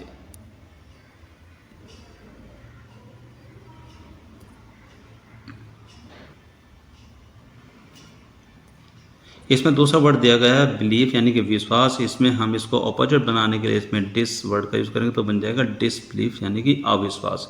इसके बाद आपके सामने है इम्पोर्टेंट, इसमें आपको अनइम्पोर्टेंट बोलना है, यानी कि इसमें अन यानी कि यूएन को जोड़ने तो बन जाएगा अमहत्वहीन, यानी कि महत्वपूर्ण और महत्वहीन बन जाएगा। इसके बाद है रिस्पेक्ट, यानी कि सम्मान करना। इसके बाद है डिसरिस्पेक्ट, यानी कि अपमान करना। इसके बाद है करेक्ट, और इसमें जोड़ेंगे इनकरेक्ट, यानी कि रॉन्ग। इसके बाद है कंटिन्यू, यानी कि लगातार होना। इसके बाद है डिसकंटिन्यू, यानी कि लगातार ना होना। इसके बाद है अंडरस्टैंड, इसमें आपको जोड़ना है मिस जोड़ करके मिसअंडरस्टैंड बन जाता है, यानी कि गलत समझना। इसके बाद है ऑर्डिनरी, यानी कि साधारण। इसके साथ हम जोड़ेंगे एक्स्ट्रा जोड़ने के बाद बन जाता है एक्स्ट्रा ऑर्डिनरी। इसके बाद हम देखते हैं इंटरेस्टिंग, इसके बाद आपको लिखना है इसमें अनइंटरेस्टिंग। इसके बाद आपके सामने पॉसिबल, यानी कि संभव, इसमें आपको बोलना है इम्पॉसिबल, यानी कि असंभव। इस तरीके से आप इन सारे प्रीफिक्स को जोड़ करके उन शब्दों में एक नयापन, यानी कि दूसरा अर्थ ही बना सकते हैं। आगे देखते हैं इसमें आपसे क्या पूछा गया है। आगे इसमें आपको पॉइंट नंबर 3 में एक छोटा सा कार्य करना है कि आपको इसी तरीके के 5 शब्दों को पूरे चैप्टर में पहचानना है विद प्रीफिक्स, जिसके अंदर इस तरीके का कोई प्रीफिक्स जोड़ा जाए फ्रॉम द स्टोरी, इस कहानी में से, and make sentences using each, और उन शब्दों को प्रयोग करके आपको वाक्य बनाने हैं। इसके बाद आपके सामने पॉइंट नंबर 4, जिसमें आपको एक सेंटेंस के बारे में बताया गया है, जो कि है इन द सेंटेंस, यानी कि जो ये वाक्य है इसमें कि ये वाक्य कौन सा है, जिसमें लिखा है कि I knew then that my student had passed with flying colours. जो ये सेंटेंस है ये आप कहाँ पढ़ते हैं, यह सेंटेंस इस चैप्टर के बिल्कुल लास्ट में आता है, यानी कि इस चैप्टर का अंतिम सेंटेंस है, लास्ट का सेंटेंस है। The phrase past with flying colour, यानी कि जो ये पास्ट विद फ्लाइंग कलर्स है ये एक प्रकार का फ्रेज है, इज एन ईडियम, ये एक प्रकार का मुहावरा है, जिसका अर्थ होता है इट मीन्स, इसका अर्थ है कि आउटस्टैंडिंग परफॉर्मेंस। यानी कि वो कहते हैं कि मैं जानती थी, यानी कि मुझे पता था कि जो मेरी स्टूडेंट यानी कि जो मेरी दादी है वो बहुत ही अच्छी परफॉर्मेंस के साथ पास हो गई है। अब यहाँ पर आपके लिए एक छोटा सा कार्य और भी है जिसमें आपको करना क्या है कि now match the idioms related to learning given in the column 1 with their meaning column 2। यानी यहाँ पर कॉलम 1 एंड कॉलम 2 दिए गए हैं। कॉलम 1 में कुछ इडियम्स दिए गए हैं जिसके अर्थों को कॉलम बी में लिखा गया है, आपको उनका मिलान करना है। And for this you may refer to a dictionary, आप किसी डिक्शनरी का सहारा ले सकते हैं। तो इसमें जो पहला पॉइंट है उसमें लिखा हुआ है to hit the books. To hit the books का जो अर्थ है कि आप जानते हैं इसका अर्थ क्या होता है टू स्टडी सीरियसली, यानी कि बड़े गंभीरता से पढ़ाई करना। इसके बाद दूसरा पॉइंट है टू ड्रॉ अ ब्लैंक। तो इसका मतलब होता है कि to be unable to remember, यानी कि किसी भी चीज़ को याद करने के योग्य ना होना। तो इसका पॉइंट है नंबर 5। इसके बाद है पॉइंट नंबर 3 जिसमें एड में लिखा हुआ है कि टू लर्न द रॉप्स। इसका मतलब होता है to understand how to do an activity, यानी कि किसी भी कार्य को करना सीखना। इसके बाद है टू रेक वंस ब्रेन। तो इसका मतलब होता है कि टू थिंक वेरी हार्ड, यानी कि बड़ी गहराई से सोचना, यानी कि बड़ी मुश्किलों से सोचना। नंबर 2 इसके बाद है टू लर्न बाय हार्ट। इसका मतलब होता है पूर्ण रूप से कंठस्थ कर लेना, यानी टू मेमोराइज समथिंग, किसी भी चीज़ को अच्छे से याद कर लेना। इसके बाद है पॉइंट 6 जिसमें लिखा हुआ है कि बर्न द मिडनाइट ऑयल। इसका अर्थ होता है टू स्टडी और work late into the night, यानी कि रात में देर तक कार्य करना।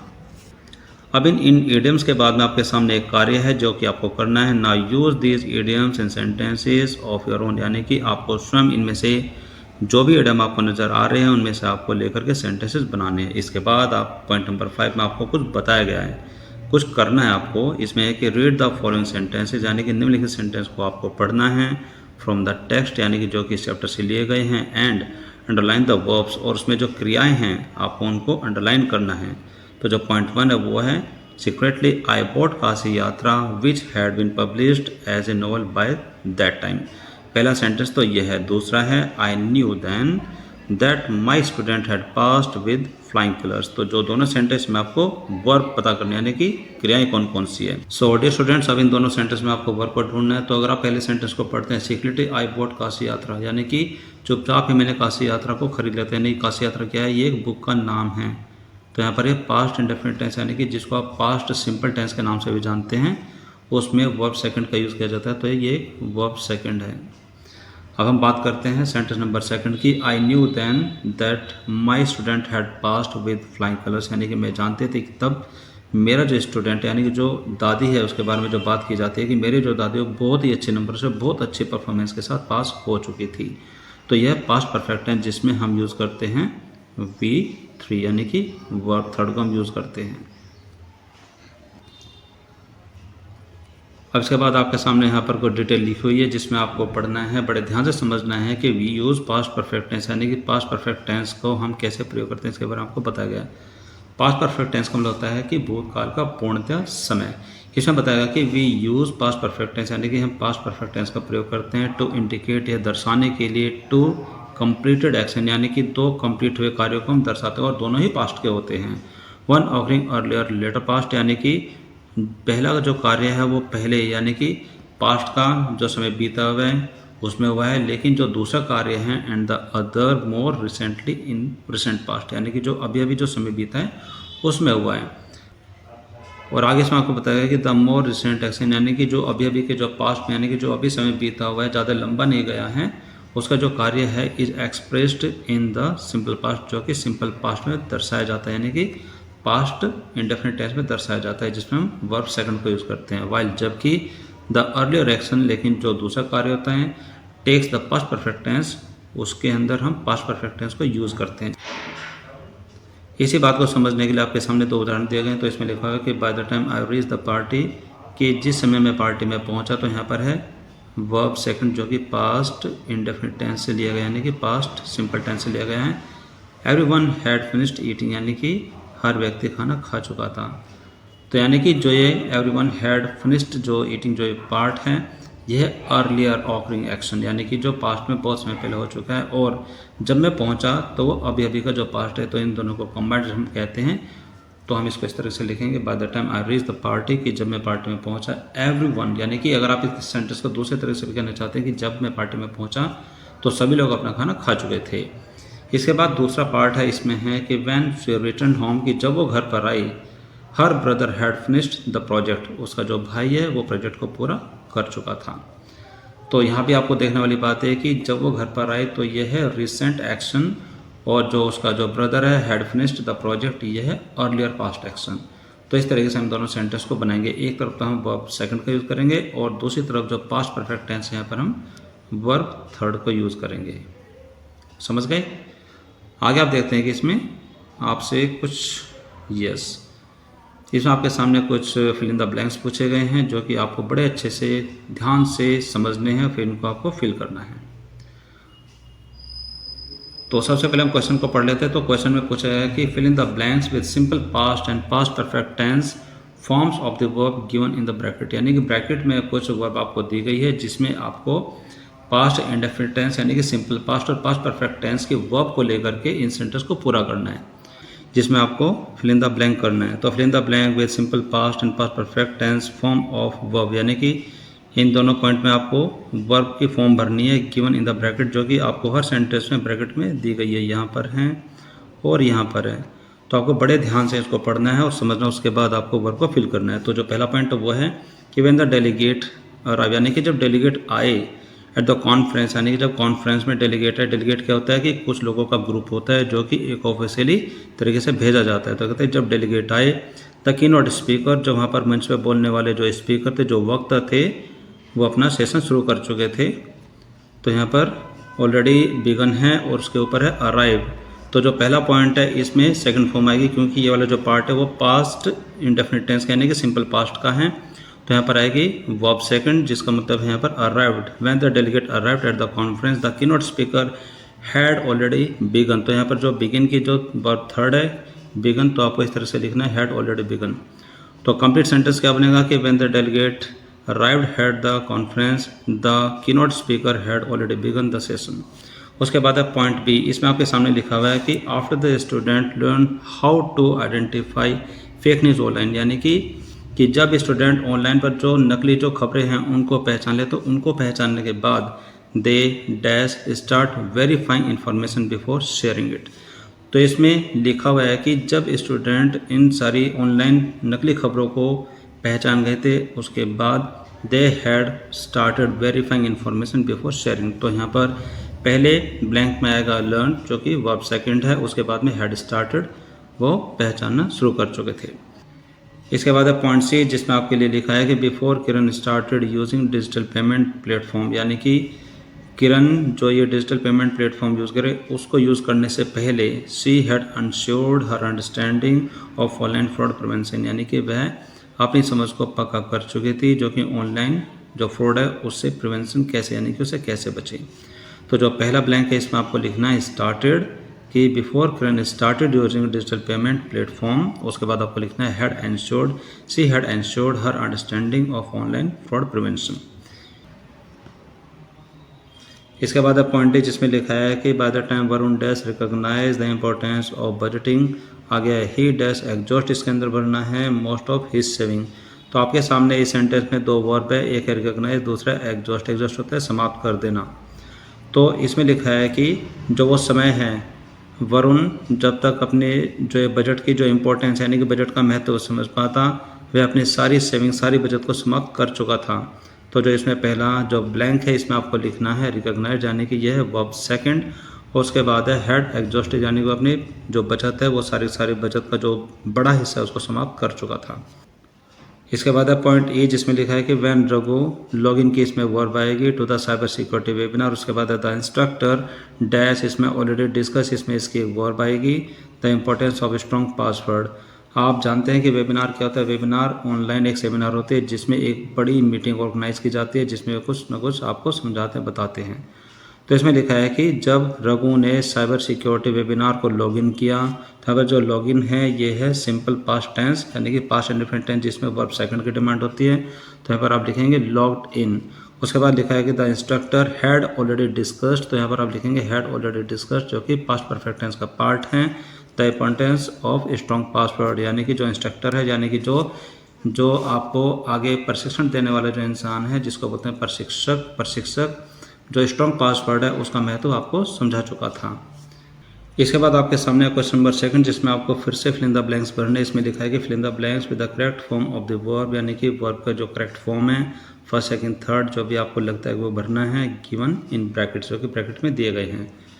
तो अगर आप इसको बड़े ध्यान से सुनेंगे समझेंगे तो आपको सारी बात समझ में आ जाएगी। तो इसमें सबसे जो पहला वर्ड है वो लास्ट ईयर है। तो लास्ट ईयर की बात सुनते ही आपको ये समझ जाना है कि ये बात है पास्ट के बारे में। तो इसमें लिखा है लास्ट ईयर, पिछले साल, माई पेरेंट्स एंड आई, यानी कि मेरे माता पिता और मैंने, यहाँ पर टेक की फॉर्म आएगी ए फाइनेंशियल प्लानिंग कोर्स, यानी कि पिछले साल मेरे माता पिता ने और मैंने फाइनेंशियल प्लानिंग कोर्स को लिया था। तो यहाँ पर टेक की सेकंड फॉर्म आएगी टुक, तो आप यहाँ पर टुक भर देंगे। आगे लिखा है कि वैन, जब, वी रिव्यूड आवर एक्सपेंसेस, यानी कि जब हमने अपने खर्चों को देखा। तो यहाँ पर जो रिव्यू है इसकी सेकंड फॉर्म आएगी रिव्यूड। वी रियलाइज्ड, हमने महसूस किया। We had spent too much on unnecessary purchases, यानी कि यहाँ पर है कि हमने जब रियलाइज़ किया तो हमें ये पता चला कि हम बहुत ज़्यादा पैसे ऑलरेडी पहले ही खर्च कर चुके थे जिसकी कोई आवश्यकता नहीं थी। आगे इसमें लिखा है कि आफ्टर और फिर उसके बाद माई पेरेंट्स, मेरे माता पिता, डिस्कस्ड वेज टू सेव, यानी कि उसके बाद मेरे माता पिता ने पैसे को कैसे बचाएं ऐसे तरीक़ों को डिस्कस किया। उसके बाद लिखा है कि आई, फिर आगे है सेकंड फॉर्म इसमें फिर से आएगी, I opened a saving account, कि इसमें आपको लिखना है डिस्कस्ड की डिस्कस किया, उसके बाद फिर मैंने सेविंग अकाउंट को खोल लिया। आगे लिखा है कि बाय द टाइम, जब, वी सेट आवर बजट, यानी कि यहाँ पर जो सेट है इसकी सेकंड फॉर्म भी सेट है। कहते हैं कि by the time we set our budget, जब हम अपने बजट को सेट कर चुके थे, यानी कि जब हम अपने बजट को फिक्स कर चुके थे। द कोर्स, यानी कि वह कोर्स जिसको हमने लिया था, उस कोर्स का नाम क्या है, फाइनेंशियल प्लानिंग कोर्स, यानी कि जो एक कोर्स है जो कि मैंने और मेरे माता पिता ने लिया था, कि जब हम अपने बजट को समझ चुके थे और हमने अपने बजट को सेट कर लिया था। The course had already introduced investment strategy, उसके बाद जो कोर्स है उसने पहले ही निवेश कैसे करें उसके तरीके को इंट्रोड्यूस कर दिया था। तो यहाँ पर लिखेंगे हैड ऑलरेडी इंट्रोड्यूस्ड। आगे आप यहाँ पर लिखते हैं कि we dash hurry to take notes, यानी कि हमें नोट्स लेने की जल्दी थी। तो यहाँ पर हरी की सेकंड फॉर्म आएगी हरीड। तो इसमें लिखा है कि we hurried to take notes, यानी कि हमें नोट्स लेने की जल्दी थी, बट लेकिन many participant completed there financial plan, यानी कि लेकिन जो बहुत सारे पार्टिसिपेंट थे हमारे जैसे, उन्होंने अपना फाइनेंशियल प्लानिंग कर ली थी। तो यहाँ भी वर्ब सेकंड आएगा, तो इसमें लिखेंगे कंप्लीटेड। आगे इसमें लिखा है कि डिस्पाइट दैट, इसके बावजूद, वी इंजॉय की सेकंड फॉर्म आएगी, we enjoyed learning how to manage money wisely, कि बजाय इसके, यानी कि हमसे पहले ही जो बहुत सारे जो पार्टिसिपेंट थे उन्होंने अपना फाइनेंशियल प्लान कर लिया था, बावजूद इसके हमने यह सीखने में बड़ा आनंद लिया, यानी कि हमें बड़ा मज़ा आया कि पैसे को समझदारी से कैसे खर्च करें, कैसे मैनेज करें। तो यहाँ पर आपको इंजॉय की सेकंड फॉर्म लिखनी है, इंजॉयड।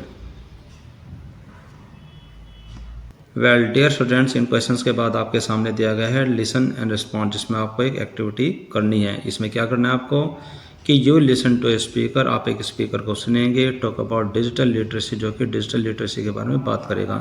क्या आप जानते हैं कि डिजिटल लिटरेसी क्या होता है? कि जैसे कि आजकल की जो ये दुनिया है ये आधुनिक तकनीकी से परिपूर्ण है, और आधुनिक तकनीकी को हम इंग्लिश में बोलते हैं मॉडर्न टेक्नोलॉजी। तो मॉडर्न टेक्नोलॉजी का जो ज्ञान है, जो शिक्षा है, उसको हम बोलते हैं डिजिटल लिटरेसी। तो उसके बारे में वो स्पीकर आपको बताएगा। आगे आपको इसमें करना क्या है कि एजुलेशन, जैसे कि आप उसकी बातों को सुनेंगे, कंप्लीट द फॉलोइंग सेंटेंस, जो आपके सामने जो सेंटेंस दिए गए हैं आप इनको पूरा करेंगे with 1 to 3 exact words that you here, कि जो भी आप उस स्पीच में सुनेंगे, जो भी स्पीकर बोलेगा उसमें से 1 से 2-3 जो वर्ड्स हैं वो बिल्कुल सटीक यानी कि पक्के एग्जैक्ट वर्ड आपको यहाँ पर लिखने हैं, जो कि आपको सामने रिक्त स्थान दिए गए हैं। तो जो इसकी ट्रांसक्रिप्ट है वो आपके बुक में ही दी गई, यानी कि जो स्पीकर वो बोलेगा उसकी जो पूरी डिटेल आप ही के बुक में दी गई है, जो कि पेज नंबर 259 में यानी कि 259 में दी गई है। तो यहाँ पर जो पहला जो सेंटेंस है वो है कि literacy this days include the ability to use, यानी कि जो लिटरेसी है आजकल कुछ योग्यताओं को शामिल करते हुए योग्यताएं क्या हैं वो आपको उस ट्रांसक्रिप्ट में देखने को मिलेंगी। तो यहाँ पर क्या वर्ड आएगा उसके लिए हमें उस ट्रांसक्रिप्ट को पूरे अच्छे तरीके से समझना होगा और उसको पढ़ना होगा। तो इसके लिए हम चलते हैं पेज नंबर 259 पर। तो जो आपका पेज नंबर 259 है वो ये है, जिसमें आपको यूनिट 1 में लिखा है कि how I taught my grandmother to read. तो जो स्पीकर आपको कहेगा, जो बोलेगा, वो पॉइंट नंबर 1 ये। इसमें आपको इन बातों को बड़े ध्यान से सुनना है। तो इसमें लिखा है कि you listen to a speaker talk about digital literacy, वो सारी बात आपके सामने बिल्कुल वही है जो कि यहाँ पर आपको बताई गई है।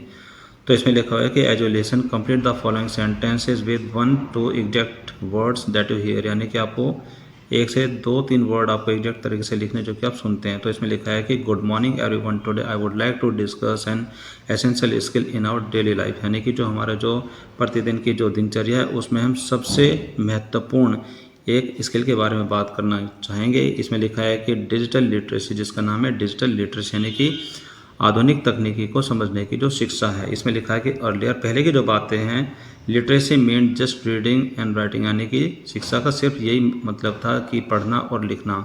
नाउ, लेकिन जो अब है, इट इंक्लूड्स, अब इसमें शामिल हो जाते हैं the ability to use digital tools efficiently and responsibility, यानी कि जो इसमें और भी चीज़ें शामिल हो जाती है कि जो डिजिटल जो टूल है उसको अच्छे तरीके से प्रयोग करना, एंड रिस्पॉन्सिबिलिटी, यानी कि बड़ी जिम्मेदारी के साथ। तो आपको करना क्या है कि आपको यहाँ से इन दोनों वर्डों को उठा करके, digital tool effectively and responsibly, इन दोनों वर्डों को उठा करके आपको यहाँ पर जो पहला सेंटेंस है उसको आपको पूरा करना है कि literacy this days include the ability to use, यहाँ पर जैसे कि आप पढ़ते हैं digital tool effectively and responsibly, आप इन दोनों वर्डों को यहाँ से उठा करके यहाँ पर लिख देंगे तो ये सेंटेंस पूरा हो जाएगा। ठीक इसी तरीके से आपको जो ये चारों सेंटेंस है ऐसे ही पूरे करने हैं। तो आपको इसके लिए इसको पूरे अच्छे तरीके से पढ़ना होगा। पढ़ते पढ़ते आप इन दोनों तरीके को बड़े ध्यान से देखेंगे कि पहले आपको इस सेंटेंस को देखना होगा, इस सेंटेंस में आगे क्या आने वाला है, और वही सेंटेंस आपको इस पूरे स्क्रिप्ट में ढूंढना होगा। इतना आपको ये जो एक्टिविटीज़ है आपको खुद करनी होगी।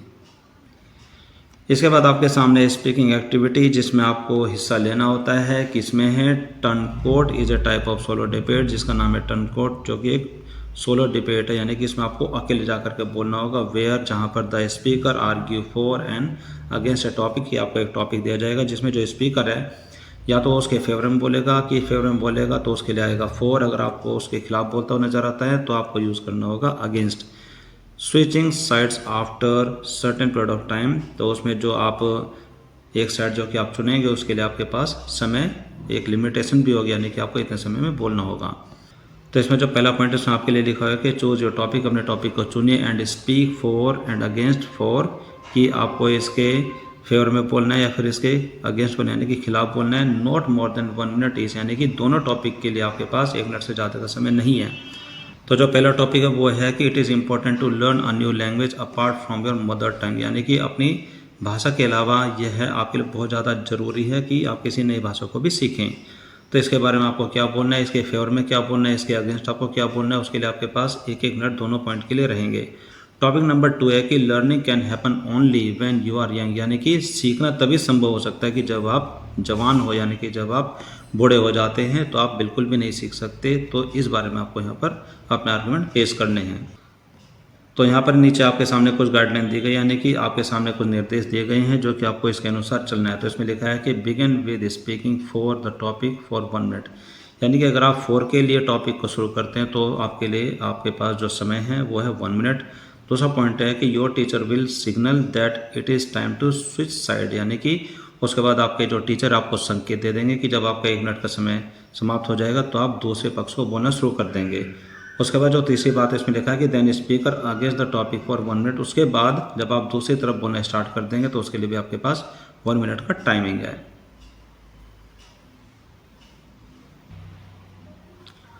तो यहाँ पर आपके सामने कुछ हिंट दिए गए हैं कि जब आप इस बात को बोलने के लिए शुरू होंगे तो आपके सामने कुछ पॉइंट दिए गए हैं कि you may use the following sentence prompt, यानी कि जब आप अपने टॉपिक को शुरू करेंगे कि अगर आप उसमें फॉर के लिए बोलेंगे तो आप इन पॉइंट को यूज़ कर सकते हैं, अगर आप उसमें अगेंस्ट को बोलेंगे तो आप इन पॉइंट को यूज़ कर सकते हैं।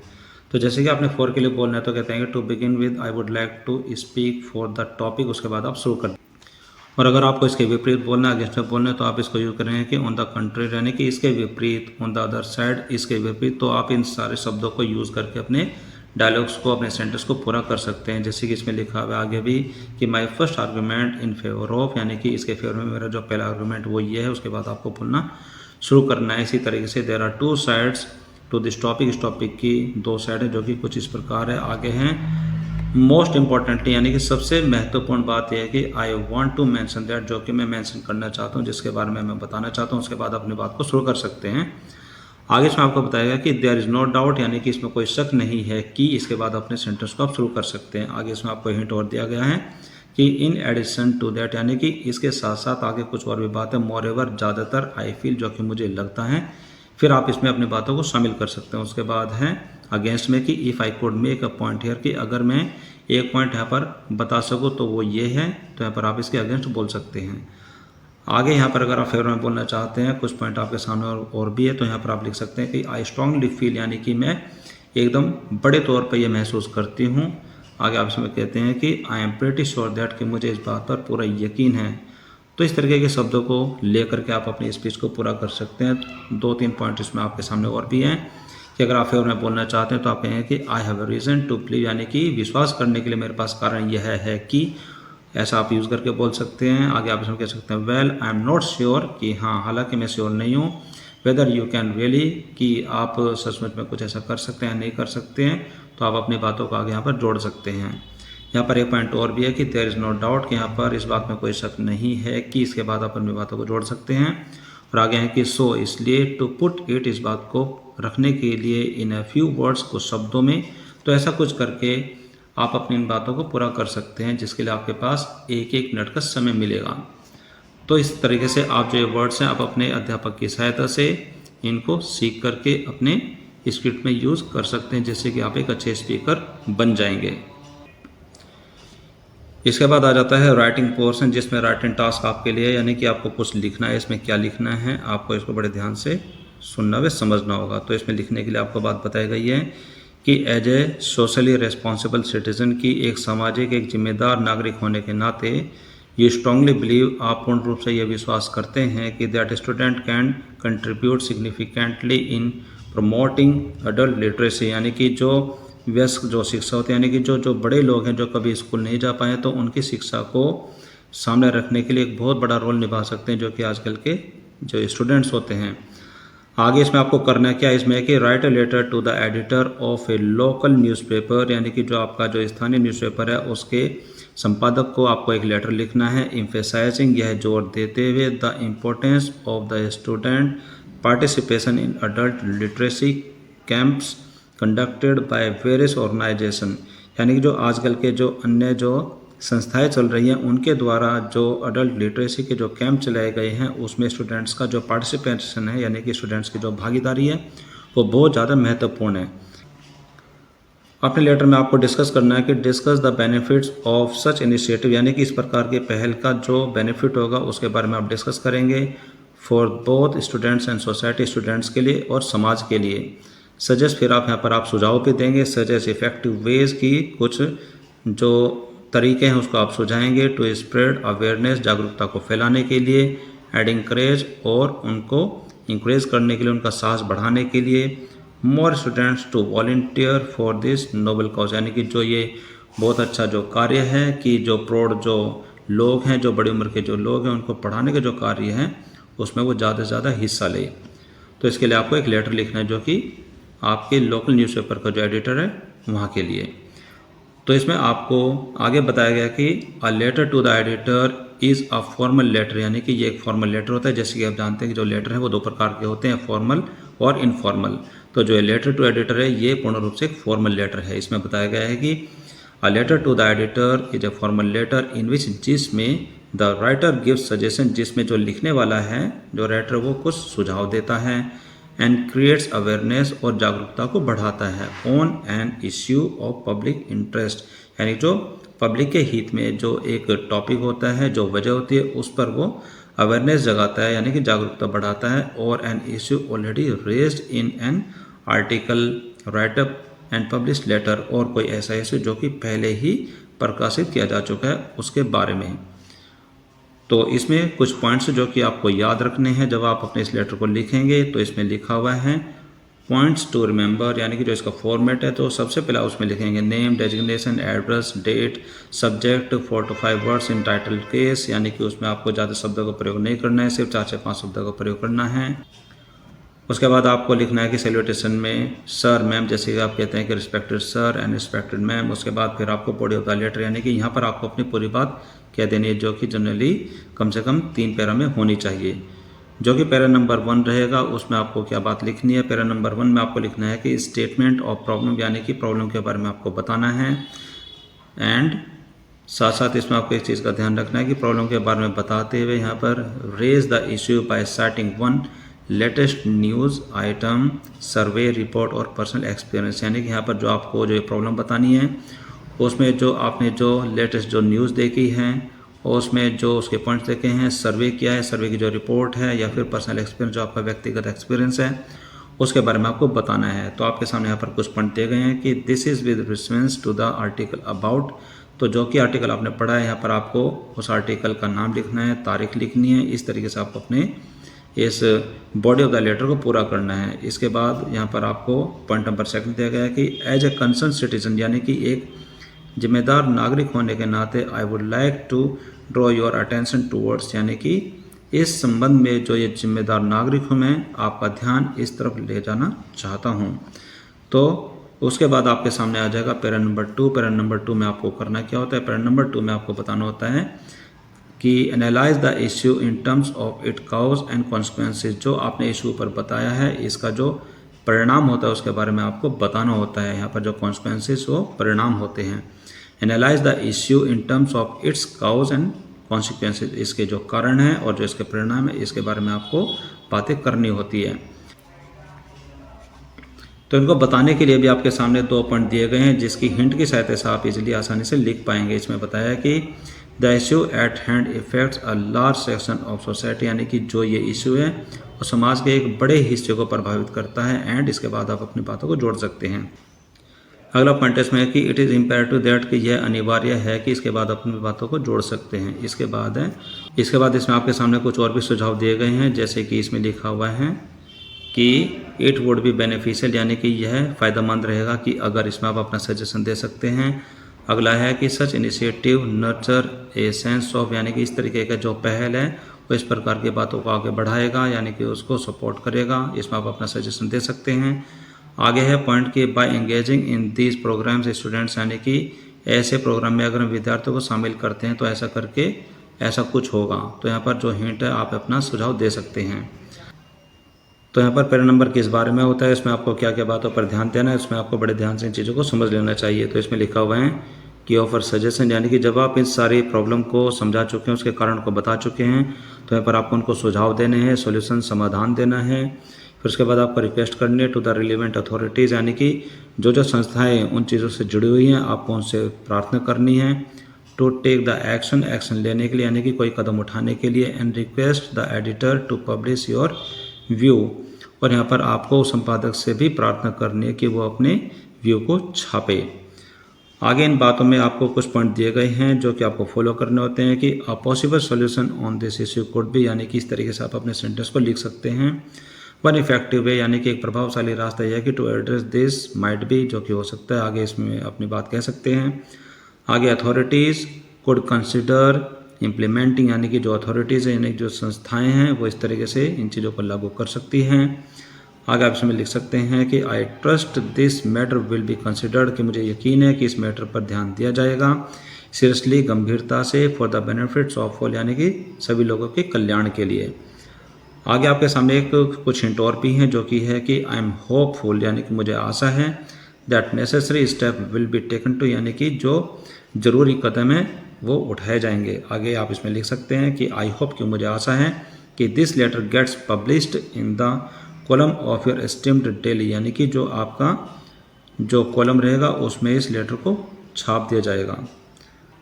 और आगे इसमें आपको बताया गया कि कॉम्प्लीमेंट्री क्लोज, कि आप इस लेटर को कैसे फिनिश करेंगे कि योर्स ट्रूली, यानी कि आपका भविष्य, इस तरीके से आप इस तरीके से वर्डों का यूज़ करेंगे। तो इसमें आपको जो लैंग्वेज का है उसको आपको कैसे क्या प्रयोग करना है, तो इसमें आपको कुछ हिंट बताया गया है। तो इसमें है कि फॉर्मल, कि आपको जो लैंग्वेज है वो फॉर्मल लिखनी है, यानी कि औपचारिक भाषा का प्रयोग करना है। क्लियर एंड स्पेसिफिक, एकदम स्पष्ट, और फालतू की बातें उसमें नहीं लिखनी, एकदम सटीक तरीके से जो अनिवार्य जो चीज़ें हैं और औपचारिक भाषा में ही लिखनी होती है।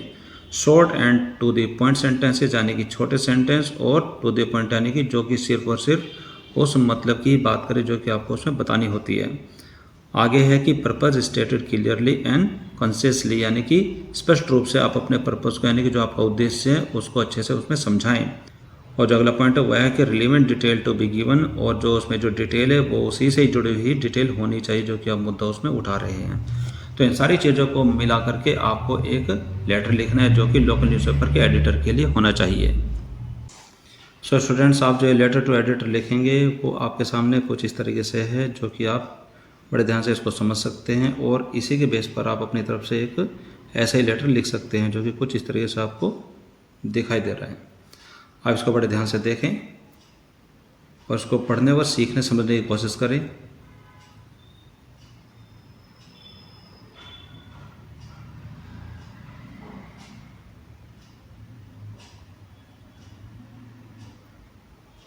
इस तरह से।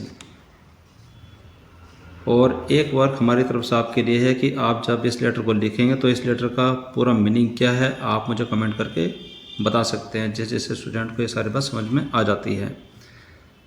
सो डियर स्टूडेंट्स, आज की क्लास में सिर्फ इतना ही।